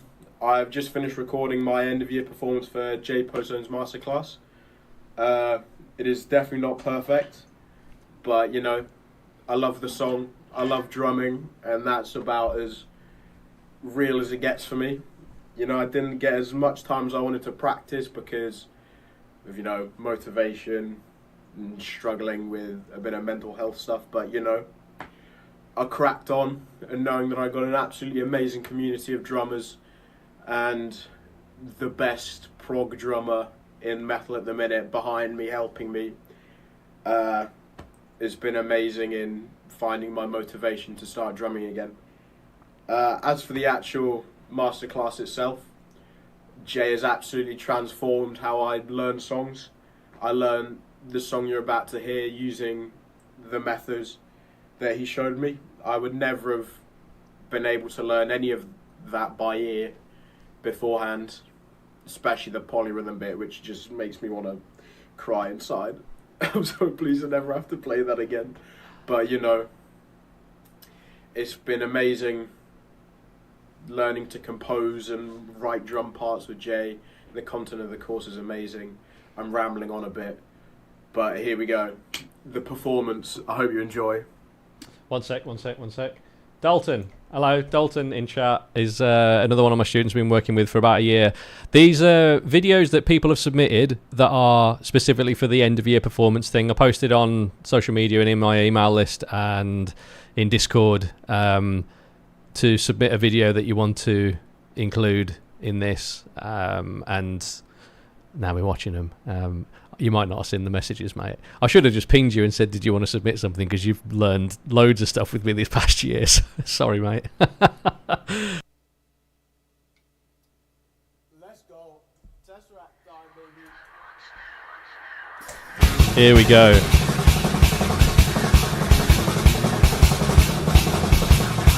With the drum honey. Look at the drum honey. Look at him go.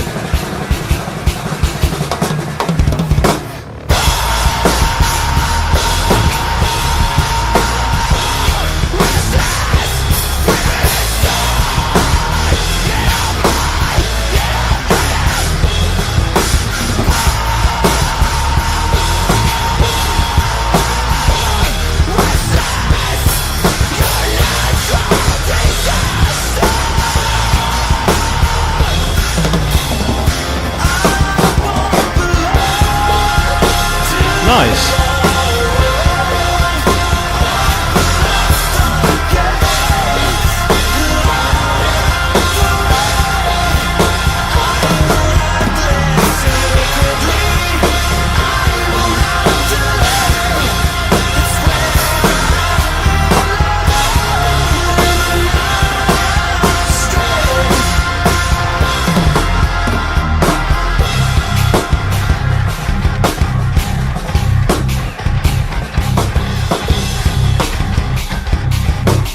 Sick.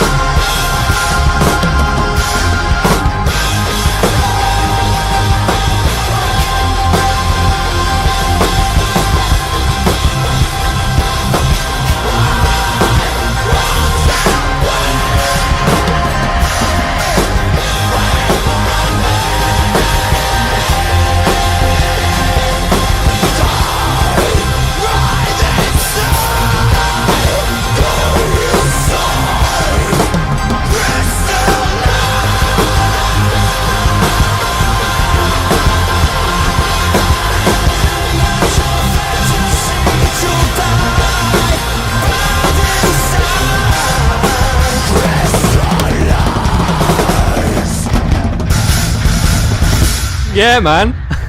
Flipping right.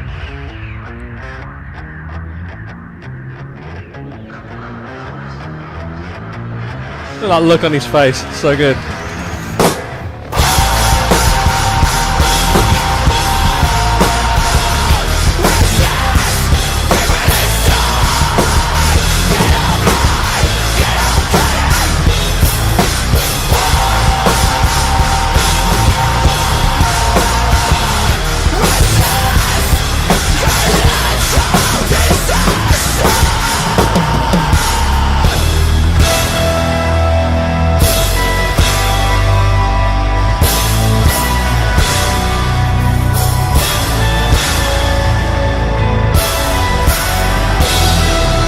Sick.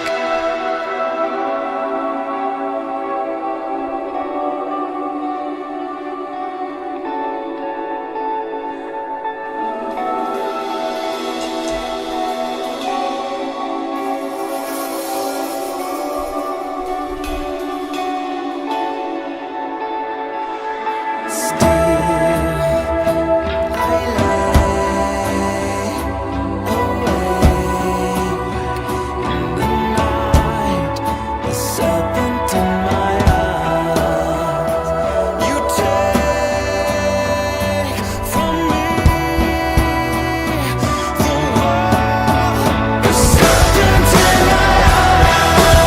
Yeah, man.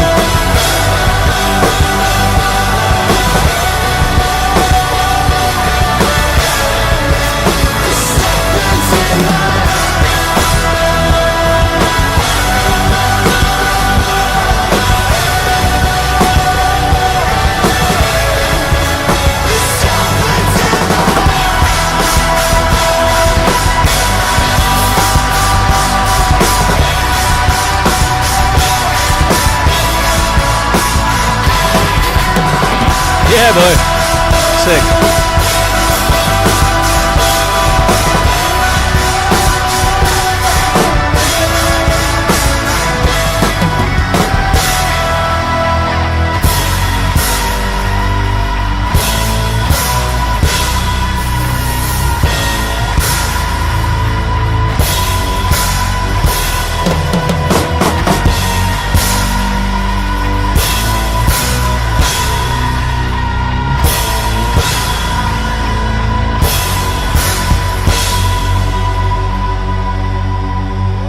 Lovely.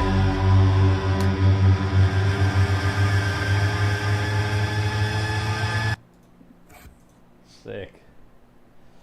Let me just get this back. That's Robbie, everyone. That was amazing. The energy throughout all of that is exactly what I love seeing, man. He's having fun on the flipping drums, playing along to some music that he likes. That's what it's about, right? Just forgetting that some things are shit in life and you just have a good time on the drums. That's what I flipping enjoy so much about it. And you can tell when that's true for someone, when they're just in the moment having a good time, when you look at their face when they're playing. And Robbie just did that. You could tell so much energy, so much fun. So and he nailed, he did things his own way as well. He was true to the song for the most part, but then would explore his own things, do his own fills. And that's another thing that I encourage people to do. Like, take inspiration from the stuff that you enjoy, but don't try to be it. Like, you can get inspired by stuff, you can make it your own thing. But making it your own thing is the important thing. That's literally what you should be doing, because otherwise you're a carbon copy of someone else. And I'm not even sure if that's even possible, to be honest. I think you get to a point where you take flavours of what people have done before you, and then hopefully you've developed your skills enough to the point where you can follow your own path and you're able to find what you're supposed to practice from in there rather than having to look outside. And ultimately that's what I want to give to all my students. It's like, here's a load of things that I found important, and now here's how to find it from like in there, so you're not having to search outside for the next thing to work on. And honestly, like, even if you're stuck right now, just choose what are your top 3 songs? What are the top 3 songs that you enjoy the most right now? And you'd love it if you could play along to them. Try playing along to them. That's it. Just try playing along to them. And it's not all going to be there. It might not all be there. Maybe it'll be there. Probably won't be there. And then the stuff that isn't there, you've then got this, like, again, it's a window into what you're supposed to practice.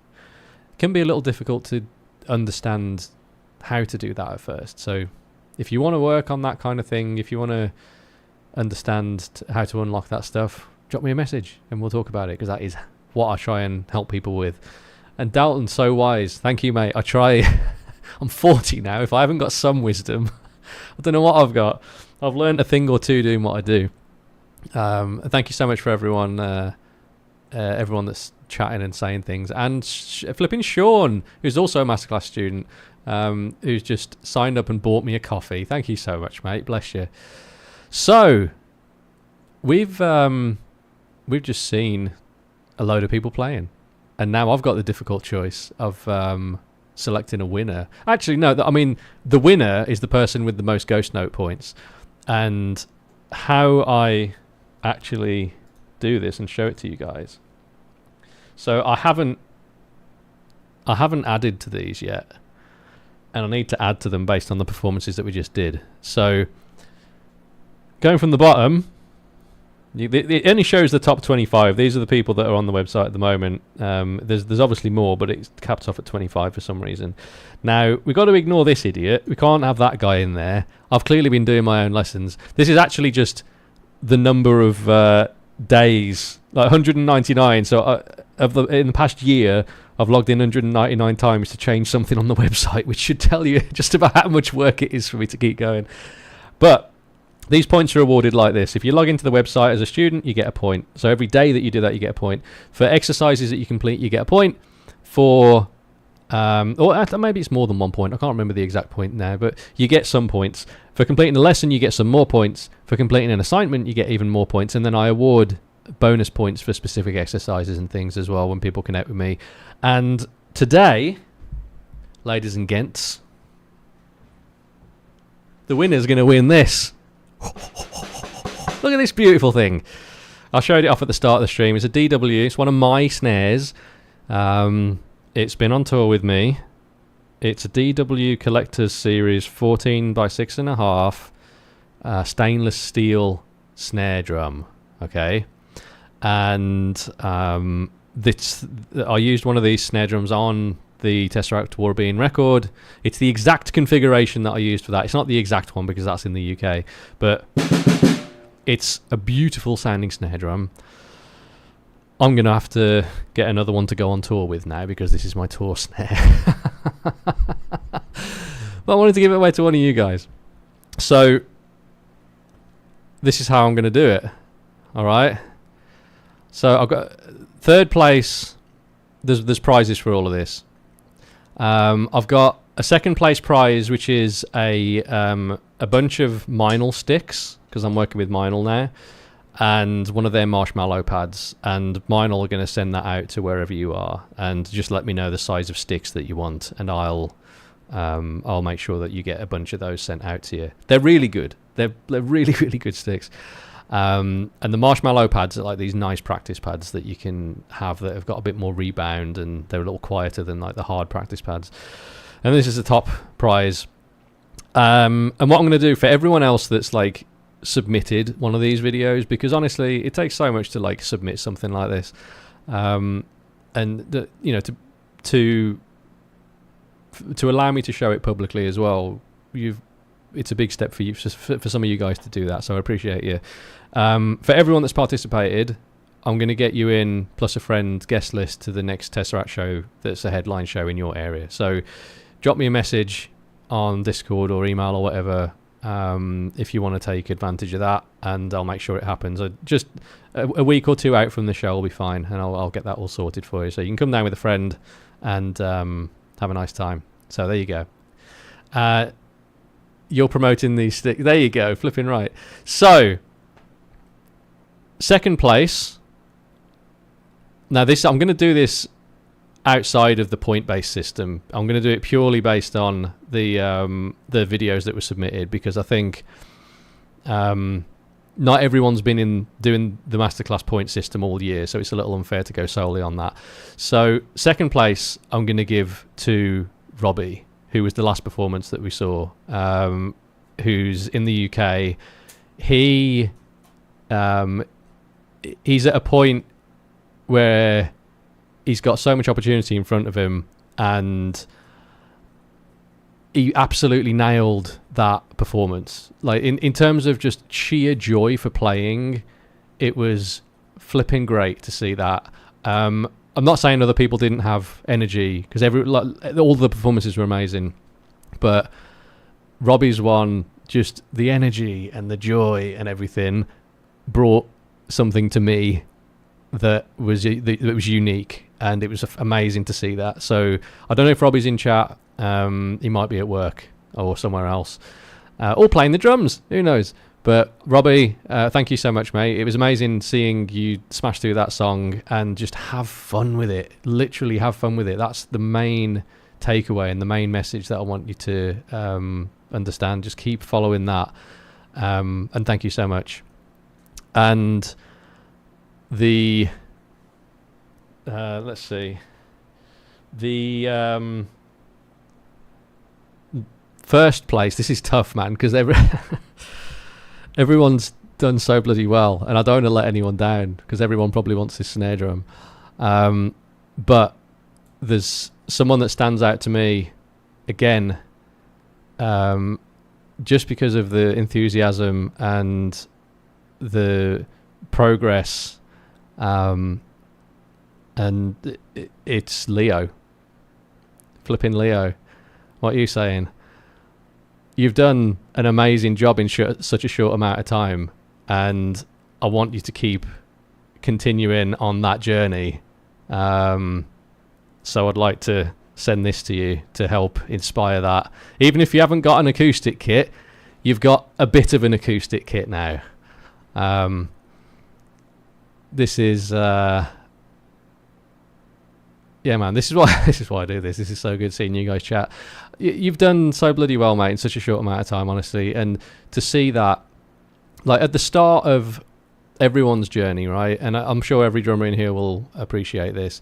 At the start of everyone's journey, you kind of do this, right? You start skyrocketing with an ability, and then after a while, this is when most people reach out to me for like help. After a while, it kind of plateaus. It gets to a point where like you've spent all of that energy from the first part of your the learning journey, and then you start to explore like lessons and working with other people and that kind of stuff. And what I'd like is when you look at this, because you're going to get to that point, because you're in like the firing phase at the moment, like the rockets are flipping firing. And what I'd like is for this snare, when you see it, to be a reminder that there's still more to learn. Like if you ever feel like you're getting burnt out with like trying to come up with new things, or you're struggling with a pattern, struggling with a new technique, or whatever it is, like this is a reminder that there is more to learn, and it's not impossible, and it's totally like within your capabilities to do that, because you've demonstrated in a tiny amount of time that you can absolutely nail it. So there you go. I'm going to need your address. Maybe don't put it in chat because that would be silly. But yeah, thank you so much for submitting. Everyone, thank you so much for submitting these things. It's been absolutely amazing to see these. And I'd encourage anyone who wants to just pour some jet fuel on their drumming. If you're feeling stuck, if you're feeling plateaued, if you're just starting out, it doesn't matter. Drop me a message. I have resources to show you guys that might help. I've got a lot of things that are free. I've got a lot of things that aren't free. And depending on where you are in your journey, I'm sure there's a thing or two that I could do to help you out. There's probably some different people in chat. Now, has the snare got a birthday? Someone said a minute ago. I'm not sure. It's got a serial number, though, which maybe that's the birthday. For the people who missed it earlier on, let me just show you something that's going on in the background. Dalton, so next year we'll have a slightly different system. I'm going to show you because I don't think you were around earlier. I'm showing off the new website just one more time. I'll run through it real quick for people that weren't here earlier. So, this is going to be the new site. It's in development at the moment. This isn't the finished thing. This is just like showing a little bit of behind the scenes stuff. We're going to go into the drumming section here. Individual lessons. There's going to be courses, individual lessons and playthroughs, and everything's going to be searchable by the type of thing that you're interested in. Individual lessons, we're going to have a nicer layout for stuff. And again, you'll filter it by what you've got access to if it's free, or what you've got access to if it's paid. You can select categories for things that you want to work on: grooves, polyrhythms, basic techniques, double strokes, whatever. You can select it by difficulty. You can filter by difficulty. And if I go into this is just a test lesson that I've set up. Your video is going to be in the middle, which is the lesson video. You can download the lesson resources, your PDFs and your Guitar Pro and that kind of stuff. You can mark a lesson as too difficult. Now, this is a feature that I'm putting in because I want people to be able to say, I can't do this yet, and be able to come back to a list. And I'm also working on a system that's going to recommend other lessons on the site based on this thing being too difficult. So you get a kind of a personalized, customized list of things to practice that might be more in your current ability range based on you saying something is too difficult. You can mark stuff as complete, so it won't show up necessarily in like the next suggested lesson for you. And then you can add something to a practice list. So if you like it but you can't currently work on it, you can add it to this list so you can come back and then you've got a list of things to practice on. So you never wonder what to practice on. Flipping right. And then everything is... this is all going to be moved around a little bit, but you've got exercises as well. So this is going to be formatted a bit nicer than it is now. And essentially, you can do all of this. So like slow things down. Or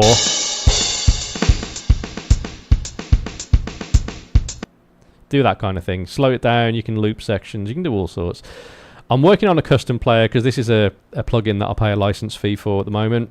Costs me quite a bit to do that, but it's a really good solution. I'm working on a different way for people to be able to do this though. And then the other thing that's going to work, that's going to be really good, is the tracker. So as you enter a lesson, it knocks it into your progress tracker, which is going to be in your profile, and you can link back to it really easily. It'll just be the lessons that you've started, and it'll be the exercises in them. And if you've started it, it'll be in here. If you haven't started it, it'll be in not started. If it's too difficult, you can mark it and it'll be there. If you've completed it, it'll be there. So you've got a good, quick, visual like standpoint from where you are in any of the lessons. And there'll be a button as well to just jump back into the one you were previously working on. And one thing I haven't shown you yet is the notes. So you can save notes in each lesson as well. If you're working on something, you can go back, you can like say, this is the tempo I'm currently playing at now, and this is where I am at a week later, and this is where I'm at a week later. That's where we're at with the website. It's flipping great. And if, like I said earlier, if you guys have got any ideas for what you would like to see on there, any things that work for you, do I see any of the notes, or are they just for the user? They're just for the user, but it all gets saved in a big database, and technically I could see them. So you could say, hey Jay, I liked you better when you had hair, and I could see that, but I don't think I'm just going to sit there going through people's notes. That would be a little bit silly. There's not currently a plan for me to do anything with those notes. It's just a personal way for you to keep track of, you know, where you're at in each lesson. That's all that's there for, really, because I recommend to my students that you make notes when you're going through a lesson, right? So that you... but at the moment, that's all external. Like, oh, save it on your phone, save it on your desktop, put it in a pad. It's now built onto the website. And you'll be able to collapse that if you don't want to use it as well. Other things that we're working on include, like I say, a custom player that's going to be a MIDI view. And that's in the beginning stages. I'm not sure that's going to launch with the website. There's going to be custom practice lists that we recommend to people as well. And the big thing I'm trying to work on getting going for launch, which might be a bit ambitious, is when you sign up, I love this idea. I flipping love this idea. When you sign up, you get 3 lessons that ping up in front of you, and like which one do you want to do, and you can play the video. You can see what the groove is that I'm playing, and you can choose to add one of those to the practice list, right? So you get one, 2, or 3. If you don't want any of those, refresh, and it throws up another 3 for you. And then the next time you log in, ping, another 3 lessons come up. So you get instantly, as soon as you start, there's 3 things that you might be interested in based on the things that you've said when you sign up. So things that you want to learn, what are you interested in? Playing with odd timing, limb independence, double kick. Let's say you've chosen those as the things you're interested in.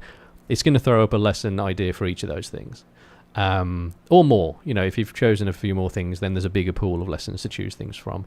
So the ideas that you've seen me putting out, the weekly jam ideas and all that kind of stuff, all of that's going to be featured in that. Everything that I've put out over the past year or so, that's continuing into the far, far, far future. And all of that stuff ends up being a customized practice list for you based on the things that you want to learn and based on your current skill level. I'm trying to make all of this customized for you, like a custom experience for the user, rather than you going to a website and finding something that you want to practice. I'm trying to give you the thing. So yeah, man, that's what I'm working on. It's a lot. It's a lot of work. We're working with a very talented guy in the background on this, who's just good at what he does, man. It's coincidentally, it's what's his name, the brother of one of the guys in Periphery, which is amazing. Just I didn't realize that he did this until I got hooked up. I'm like, oh shit, no way. So yeah, a random little little connection there. So I'm going to play another song for you guys. Thank you again so much for everyone for hanging out. This is amazing because I don't stream on here very often. I think I'm going to start streaming on YouTube more often because I've got more of a platform on here than anywhere else. I post a lot of videos on here, so if I'm streaming on here, it makes more sense. Thank you for the people that have bought me a coffee in this stream. Absolutely amazing. If you want to buy me a coffee, ladies and gentlemen, it's my, like, subscribe to my YouTube situation. It's $3. I get probably 150 of that, but it helps me. All of this stuff helps me out, right? I'm a self-employed musician, like we're all trying to be. Well, maybe not everyone, but that's what I'm trying to do. If you want to check out any more lessons, go to the link that's in the description for this video. All the stuff is, all the links are there, and you can check out my lessons. You can check out all the other stuff I'm doing if you're interested in that stuff. Hopefully, I'll see some of you guys out on the road in 2025. We're hitting up UK and Europe in January, February, and then in May we're out in North America with Devin Townsend. There's a lot going on next year, I'm not going to lie. It's not just that, man. We've got so much that we're trying to pull off at the moment. There's so many plans. Tesseract recently, you don't need to know the details of all this, but Tesseract recently parted ways with our management after like 12 years, and we're like currently steering the ship, trying to figure out how it all works. And so far, none of the plates have dropped down and smashed, which is great. But we are, we're very much steering the ship at the moment, which means we get to make decisions really quickly. And so we're just like, oh, let's do this, and we're making it all happen, and it's wild. So there's lots and lots of new stuff, new Meinl videos. You bet your ass. I was in Nashville last week or week before. Last week, or was it the week before? I can't remember. Not that long ago. I recorded loads of stuff with Meinl, loads of stuff they're going to be putting out next year with me, which is great.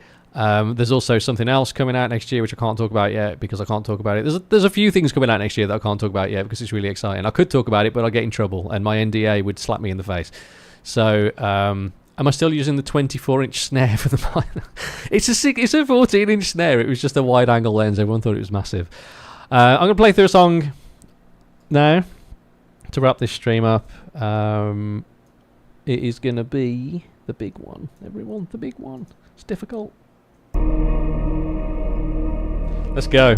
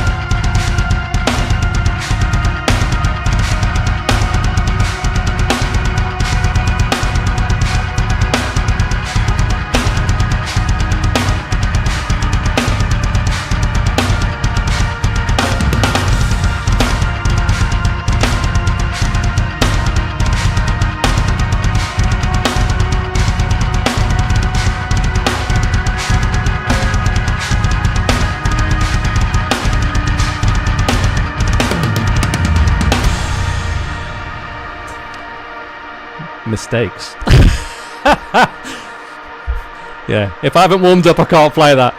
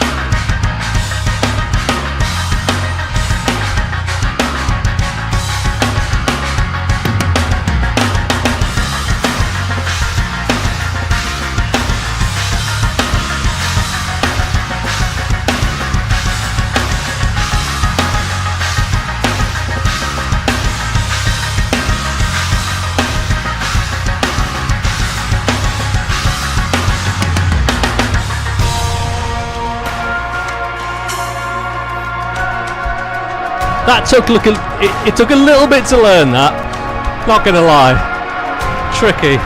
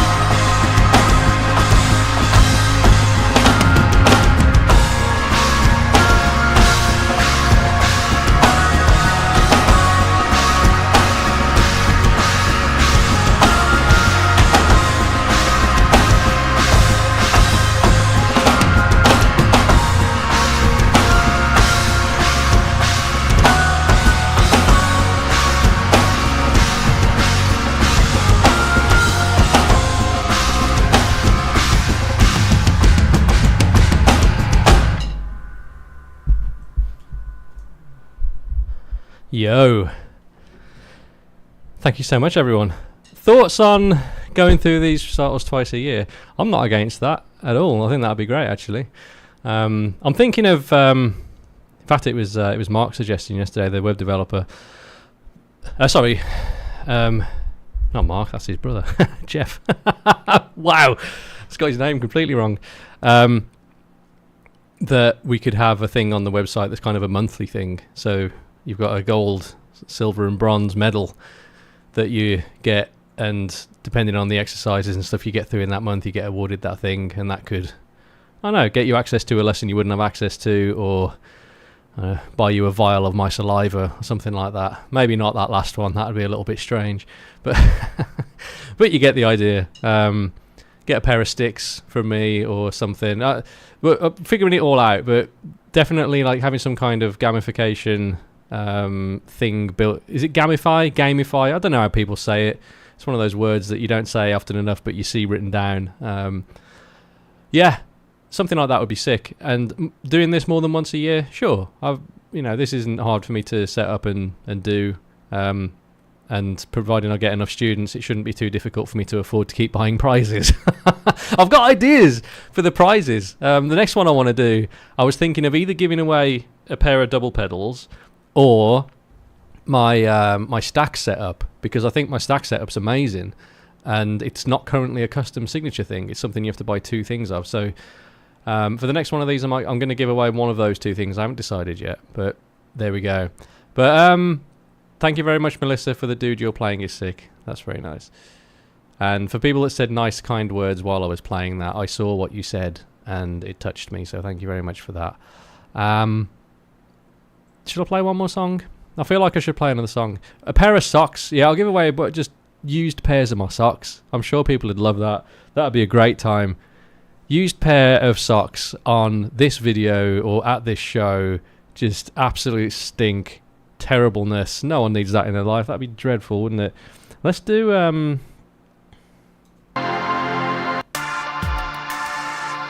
let's do this bad boy. Do I have control over my merch? Yeah, we very much control the merch, and yeah, we get control over merch. So I could send out merch. Tesseract merch, though, it's a little bit cheeky for me to say, hey, for my students, can I send out some Tesseract merch? Because that's like a band expense. This is 100% me. speaking of, this is a tricky song to navigate. If we've got any drummers in here that want to navigate this song, let's have a talk. Let's have a conversation.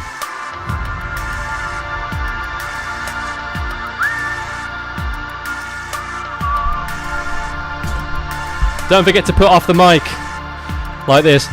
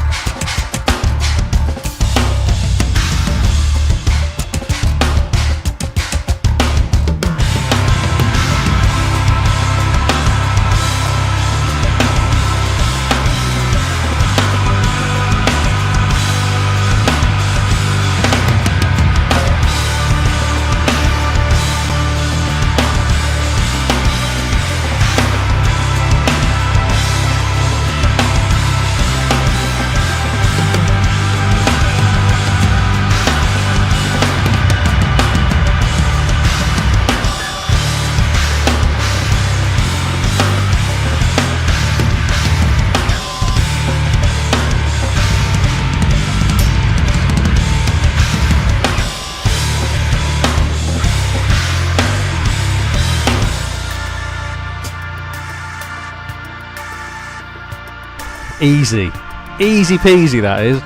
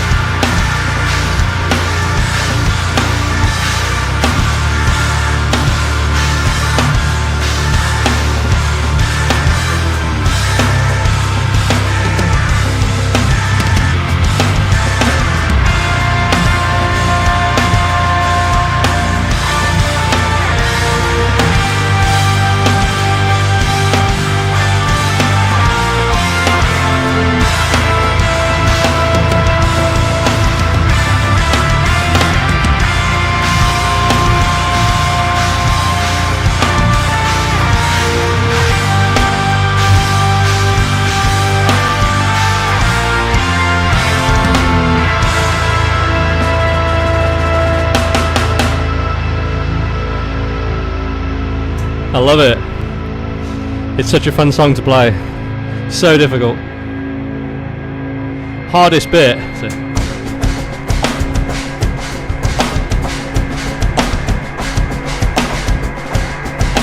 Doing all that stupidness. Do you know how to come up with stuff like that? Let me tell you. You don't sit behind a drum kit and go, how do I do this? You start in a computer. There's no way to, for me, or most people, to write stuff that's got mathematics as complex as that, just sat behind the kit. You have to start in a computer and program an idea in first, figure out what patterns you like, and then you can copy and paste patterns into the future, cross them over. And you guarantee when you start like that, when you write in that way, that you'll write something that you can't play. And it won't be necessarily you can't play it because it's too fast, but it will be a matter of I can't play this because I haven't got the limb independence yet. And examples of stuff from Tesseract, new album where that's the case is so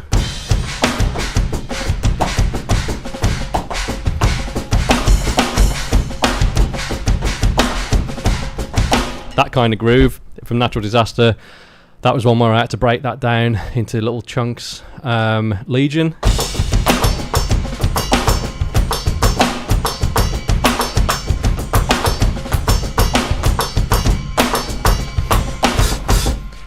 That was one of those grooves that I had to break down slowly. Honestly, the fills in that, after we'd recorded it, the way we tracked that, right, just a little bit of insight, was I just played a load of different drum ideas over mirror image. So the time signature and all of that's the same as mirror image from Sonder. And we just stitched it all together afterwards. So the fills, like...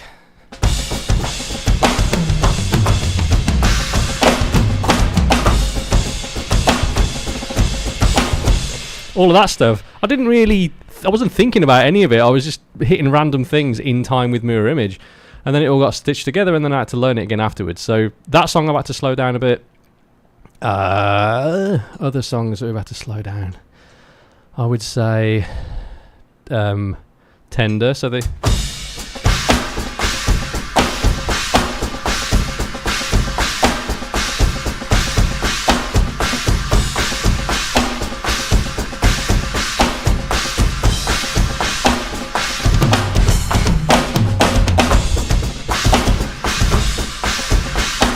all of that stuff. The specific chinas, it's like a specific pattern that's playing and it only happens one time and then it changes. So all this shit happens one time in the song. So learning that, I had to slow it down. The bits in Sacrifice that I just mentioned,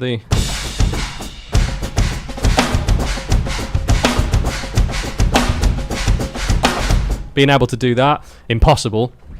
Slow it down in a computer. I'll program it into Cubase. I then get the MIDI on a screen in front of me and I follow it along. And it's the only way that that stuff is possible for me. So is it even possible to learn those by ear? I don't know. Maybe someone could do it. But I think having the ability to zoom in, having the resolution that you need to zoom in to slow it down and see the thing scrolling along in real time, and hear it sometimes, then that's really what is needed to get the mathematics accurate, in my opinion. I think if you are just trying to get through it, something that's really complex, you'll get some of the way there. I think you'll probably get like 90 to 95% of the way there if you're really good. But then some of the detail, some of the really finessed stuff, you're going to lose just because you haven't like built it up yet. You haven't really built it up from a slower point. So that's how I encourage people to learn. RG says, I don't know if you've answered this before, but do you plan on making the end of year performance for everyone, not just for people in your masterclass? So I think next year, depending on how the website sign up stuff goes, I'll make it for anyone that signed up for my website. Maybe anyone that's like signed up with a paid membership rather than everyone that's signed up. But I may just do tiers of like free students, monthly students, and then top tier masterclass students. I'm not sure yet, but it's something that I'm open to opening for everyone, because I got a few messages from people saying, oh my god, can I take part in the end of year performance thing? And it's like, yeah, sure. Well, no, actually, I'm doing this for my students, and I'd get a load of videos from people sending me random stuff saying this is the submission. So I think it's only really fair if it's someone that's like a student of some kind of mine. Do I offer per lesson price? So I don't really do per lesson, like one-on-one stuff with anyone other than my mentorship students. And the mentorship isn't like, it's kind of, I'm going to say expensive, but it's also priced at a point which is fair for the amount of effort that I have to put in. So yeah, I don't just do like a one-off lesson with people anymore, because I don't know, I don't get much out of it. What I do host occasionally is free 15-minute calls with me. If you're thinking about becoming a student and you want to like you just want to talk about that with me, or you've got something that you're trying to get through with a drummer or whatever, every month or so I host these free 15-minute calls with people, and anyone can book those. It's not exclusive to people that are already paying for something from me. No selling your videos per lesson. So there's a few options on my website at the moment that are like pay-per-view, I suppose, but you buy access to it and you got it forever. The new website, when that gets set up, that kind of system's going to go away, and it's just going to be subscription-based stuff. So it's going to be much easier, much more easy to understand, instead of having this convoluted thing on the front of the website. But yeah, I mean, if you want to learn a few Tesseract songs, there's lessons that are just focusing on that. The best value for money, in my opinion, is the monthly subscription for people at the moment. It's $20, and you get access to a load of Tesseract lessons. You get access to like every week I put out 2 new lessons in this thing, and you get like the notation, you get Guitar Pro, you get a slow downable exercise like I showed you there. So is there an ETA on the new site? Sean, so the new site, I wanted to get it ready for like the start of next year. Realistically, by the time we've done all the stuff that we want to do, I think it's going to be closer to the middle of the year.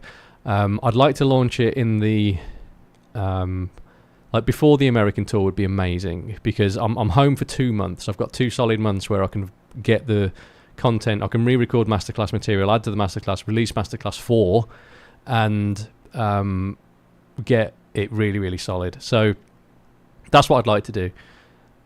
Straight Cordial, hello mate. It's been ages since I've seen you live. When am I going to paint that Tyranid? Mate, I'm literally painting a Lictor right now. If you go to jpaints40k on Instagram, you'll see the Lictor that I'm painting. That's what I'm working on right now. I'm so excited. There's a local painting competition. I'm going to get it ready for next Saturday and submit that. I won the last one. I was like, yeah, I won a local painting competition. I like it.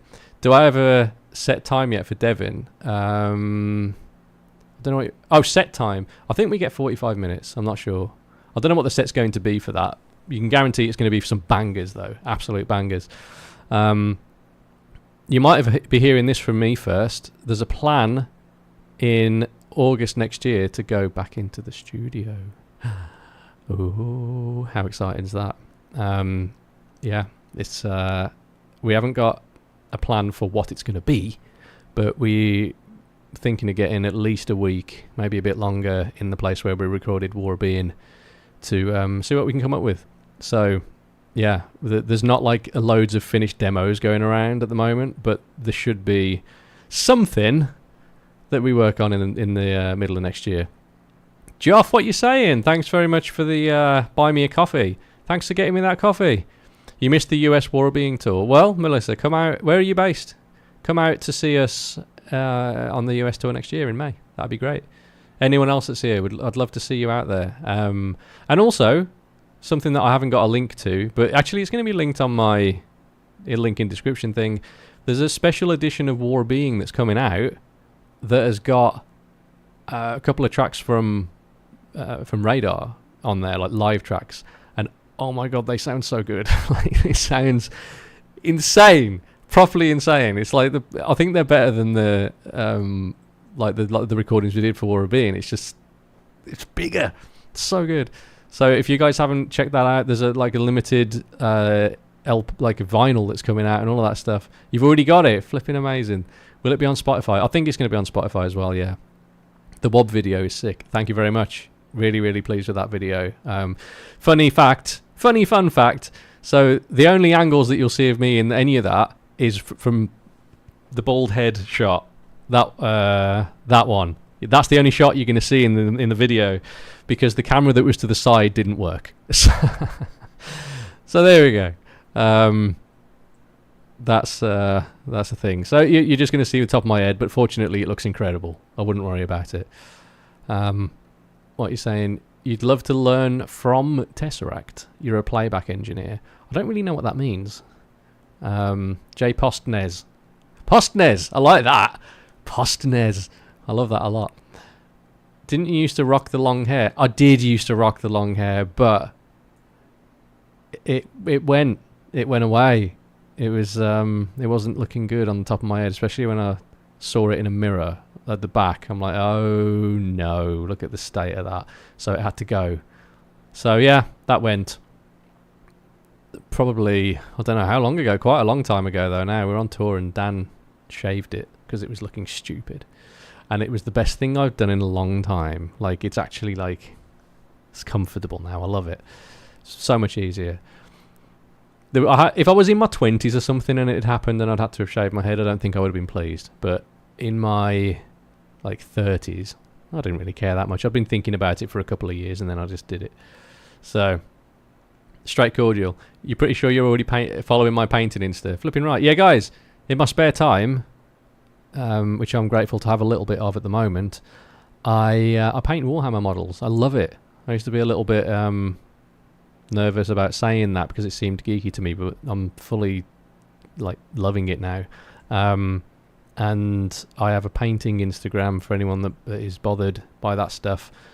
J Paints 40k. You can go and check it out. It's not linked actually. I need to stick it on my link tree because I love it when people like the stuff that I post. I'm working on a couple of things at the moment. It's my zen, man. I flipping love it. Soothe. I want to meet Aquilcaney so badly, please. I mean, I have no control over that. I can't do that for you. I can't command Ackle to meet you. You have to wait for an opportunity to meet Ackle somehow, somewhere. Just go to Milton Keynes. And actually, I don't think he lives there anymore. Where's he? I can't remember where he lives now. But yeah, go to a Tesseract show. That's the closest you might get. And then you can just wait by the bus. That would be a good way to meet him. Sean, does that Roland Brain support all of your pad additions? I answered this earlier, actually. Yeah, it does. But I have maxed it out. With my current setup, the TD50 is at its maximum capacity. You're in India. Well, we'll have to come back to India sometime then. That's one way to meet him. I mean, at the end of shows, whenever we do shows in India or anywhere, like, people wait around at the end and we say hi. You know, that's what happens. Anthony, more minis, that's what I'm saying. Mini painting stream. You know what? People have asked me that. Am I going to paint online? And I've had some people ask me for commissions as well. And I don't think I'm ever going to do that, because I think that would take away... As soon as that turns into a job, I think I start enjoying it less. And I think painting is just for me. as chill as it might be, I'm more interested in just like zoning out. Like I put on an audiobook or a podcast, or I'll watch I'll stick something on Netflix. And as soon as I'm like, if there's any kind of financial incentive behind it, I'm going to begin to not enjoy it. And there's been a little bit of a battle with that with drumming, if I'm honest. I love drumming, but every now and then in my career to like understand what I enjoy the most about teaching, I've gone down the wrong path, and I've discovered after like committing to something that it's not doing what I wanted to do for me, and I hope it's doing what I needed to do for the student, but I don't find myself excited about turning up for something. And that happens very rarely. I'm very careful with who I work with. Like the first time that happened, I realised I'd taken the money, and I'm like, oh man, yeah, that's and it happened on streaming as well. I was telling this story a while ago to someone when I was doing live streams and doing live requests. People could request whatever they wanted. Someone tipped me like $1,000 for 200 future requests, and the requests that they would ask me to do more often than not drained my energy, not in a good way. It wasn't something that I enjoyed playing along to, and I'm like, man, I could do with $1,000, but I don't want 200 times of my like periods of my life. That's a significant chunk of my life that I've got to commit to like doing all of this into the future. I don't even know that I'm going to do 200 more streams, and then what? Do I owe the money back? Like, so I've refunded it. I'm like, no, I don't want that hanging over me. So there's I have to be very careful with that stuff, what I commit to. And painting for me, it's 100% joy. It's just fun. I love it. And if I start, like I say, if I start to turn it into something else, I think it starts to be less fun. So yeah, man. Melissa, just sign your used sticks and we'll buy them. I haven't got loads of used sticks anywhere. I've got a bag of like really old sticks, companies I don't even work with, so I should just chuck them in the bin at this point. But using drumsticks on these kits, you don't break them. They wear down before they break. Especially if you've got like an acorn tipped stick, it just turns to a point after like a year if you play it enough, because you're sanding it a little bit on these mesh heads. So yeah, I don't have loads of used sticks, but let's just say there's something in the pipeline. I can't say more than that. So TJM, your drumming on the new album is phenomenal. Oh, thank you so much. I'm glad you enjoyed it. Properly glad you enjoyed it. I hope you enjoy whatever the next thing is that comes out. Right, what we're saying, Joaquin, can I talk a little bit about ergonomics, basic things to consider setting up for the kit? Oh man, I can. This might be the last thing that I'll take. So, I think people get way too into this stuff, if I'm being honest. There are certain things I consider, right? So my snare drum has to be at a height where I'm not smacking my thigh on the drums, because I've done some shows where I've just been hitting my leg a little bit and it doesn't really hurt, and then at the end of the show I've got a giant purple bruise on the inside of my thigh. So my snare drum has to be high enough for me to do that, but also get consistent rim shots, because all of my accents tend to be rim shots. I like my toms to be kind of close together. I don't want too much space in between things, because I want it to be nice and compact, because I don't want to have to reach around. Like, I just want to be able to move kind of like this as free as I can. My stack, I pivot between my stack and snare like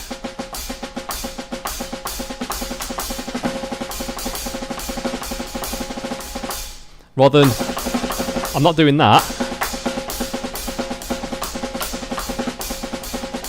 I'm pivoting. So that's what's going on, right? Pivot. Pivot! That's what's going on. Super easy. Ride.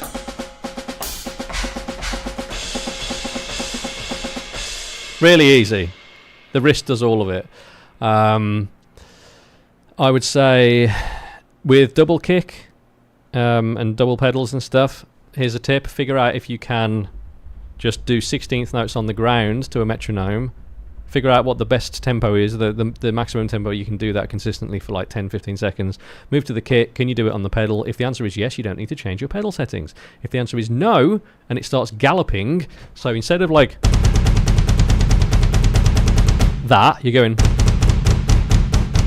something like that, then you need to change your pedal settings, and you probably just need to work on keeping single strokes to a metronome. That's like the easiest thing to do, right? Most boring thing to do, but also the easiest thing to do.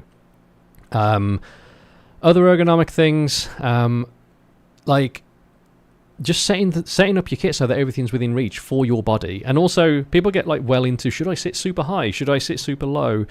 Like, everyone's different. Everyone's got a different height. Everyone is built differently. Like, there isn't one thing that answers that for everyone. And I think, I mean, I'm also, I'm not qualified on the human body. Like, I know how my body feels when I play. I'd say if anything hurts, here's the best indicator that you're doing it wrong. If it hurts when you're playing, you're doing it wrong, and you should adjust something that you think is the most likely cause of that thing. I had tendon issues in this hand, so I went down a stick size. I went down from 5Bs to 5As, and I went with a long 5As because I can still get power by sinking the stick further into my hand. I get more torque, right? That is super powerful, and I can bring it back, and it's a little more dynamic and controlled. So there's loads of things you can do. If it hurts, change it. If it doesn't hurt, you're probably okay. If you're trying to go fast and you can't go fast, then discover again what your top speed is with the technique that you can currently do that's clean at 16th notes or 16th note triplets or 32nd notes, whatever it is. Do that to a metronome and do ladders. So you'd be like, let's say that's a metronome, like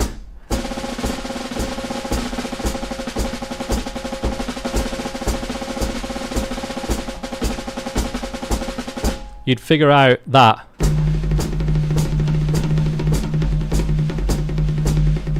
going up and down from 32nd notes into 16th note triplets. That kind of stuff is just good for conditioning. I don't do it all that much myself, but it's what I recommend to people who are struggling just to have control of those things, single strokes and double strokes, because everything's made up of those two things. Everything's single strokes and double strokes. There's some things for you. That wasn't all about ergonomics, but it was about just drums in general. I hope that was some kind of an answer. So, Melissa, starting next week, I'll start to learn how does tuning heads work and what are the munjos? I don't know what that means. How to spell munjos? I don't know what munjos are. What are them? That's a word that you just made up. I love that. So, tuning, this will be something that I do. I'd love to do a lesson on tuning, but I'd have to be somewhere to do this. I can't really talk about tuning in here because this is an electric kit. This doesn't I change a button on here that tunes it. That's not how you tune an acoustic drum. I want to be in a nice studio somewhere with nice mics and have a session on tuning. But again, tuning, it's the way that I tune it. Like a jazz drummer's not going to tune his kit the same way. There's loads of different things that you can do to tune stuff. I've got my way of doing it that I think sounds great out front, and a slightly different way for tuning for records when I'm recording the kit. Dalton, will there be more dates in LA in May? I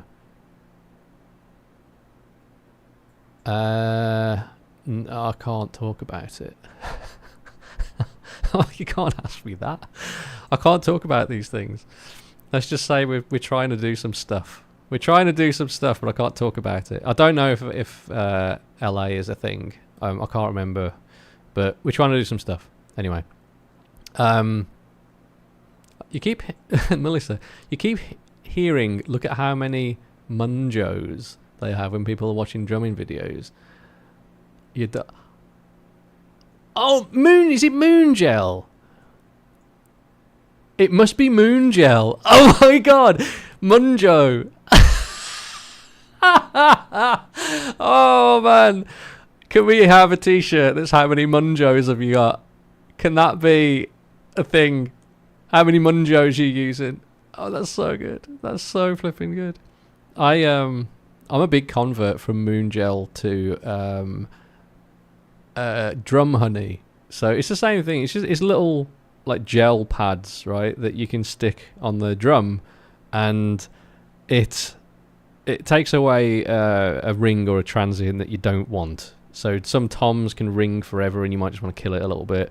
Snares have got a couple of notes that there's 2 or 3 notes in a snare drum, and you might want to try and kill one of them. And yeah, that's a good way of doing it. The drum honey stuff, though, the reason I like those, moon gel's great. I've used them forever, but you have to cut them. They're quite big, right? And you might want to just snip them. The moon gels, they come in this pack, this little rectangular pack, and there's like 3 different sizes of them. And I was in a session the other day and just put in, like, you go round the drum. Here's a good tip with your snare, right? So you hit around the drum, ding, ding, ding, ding, ding, ding. I can show you. I can show you with Leo's new snare. So if I put this here, this is going to trigger the drum, but like, you can hear that. But if I just put my index finger on it a little bit, like,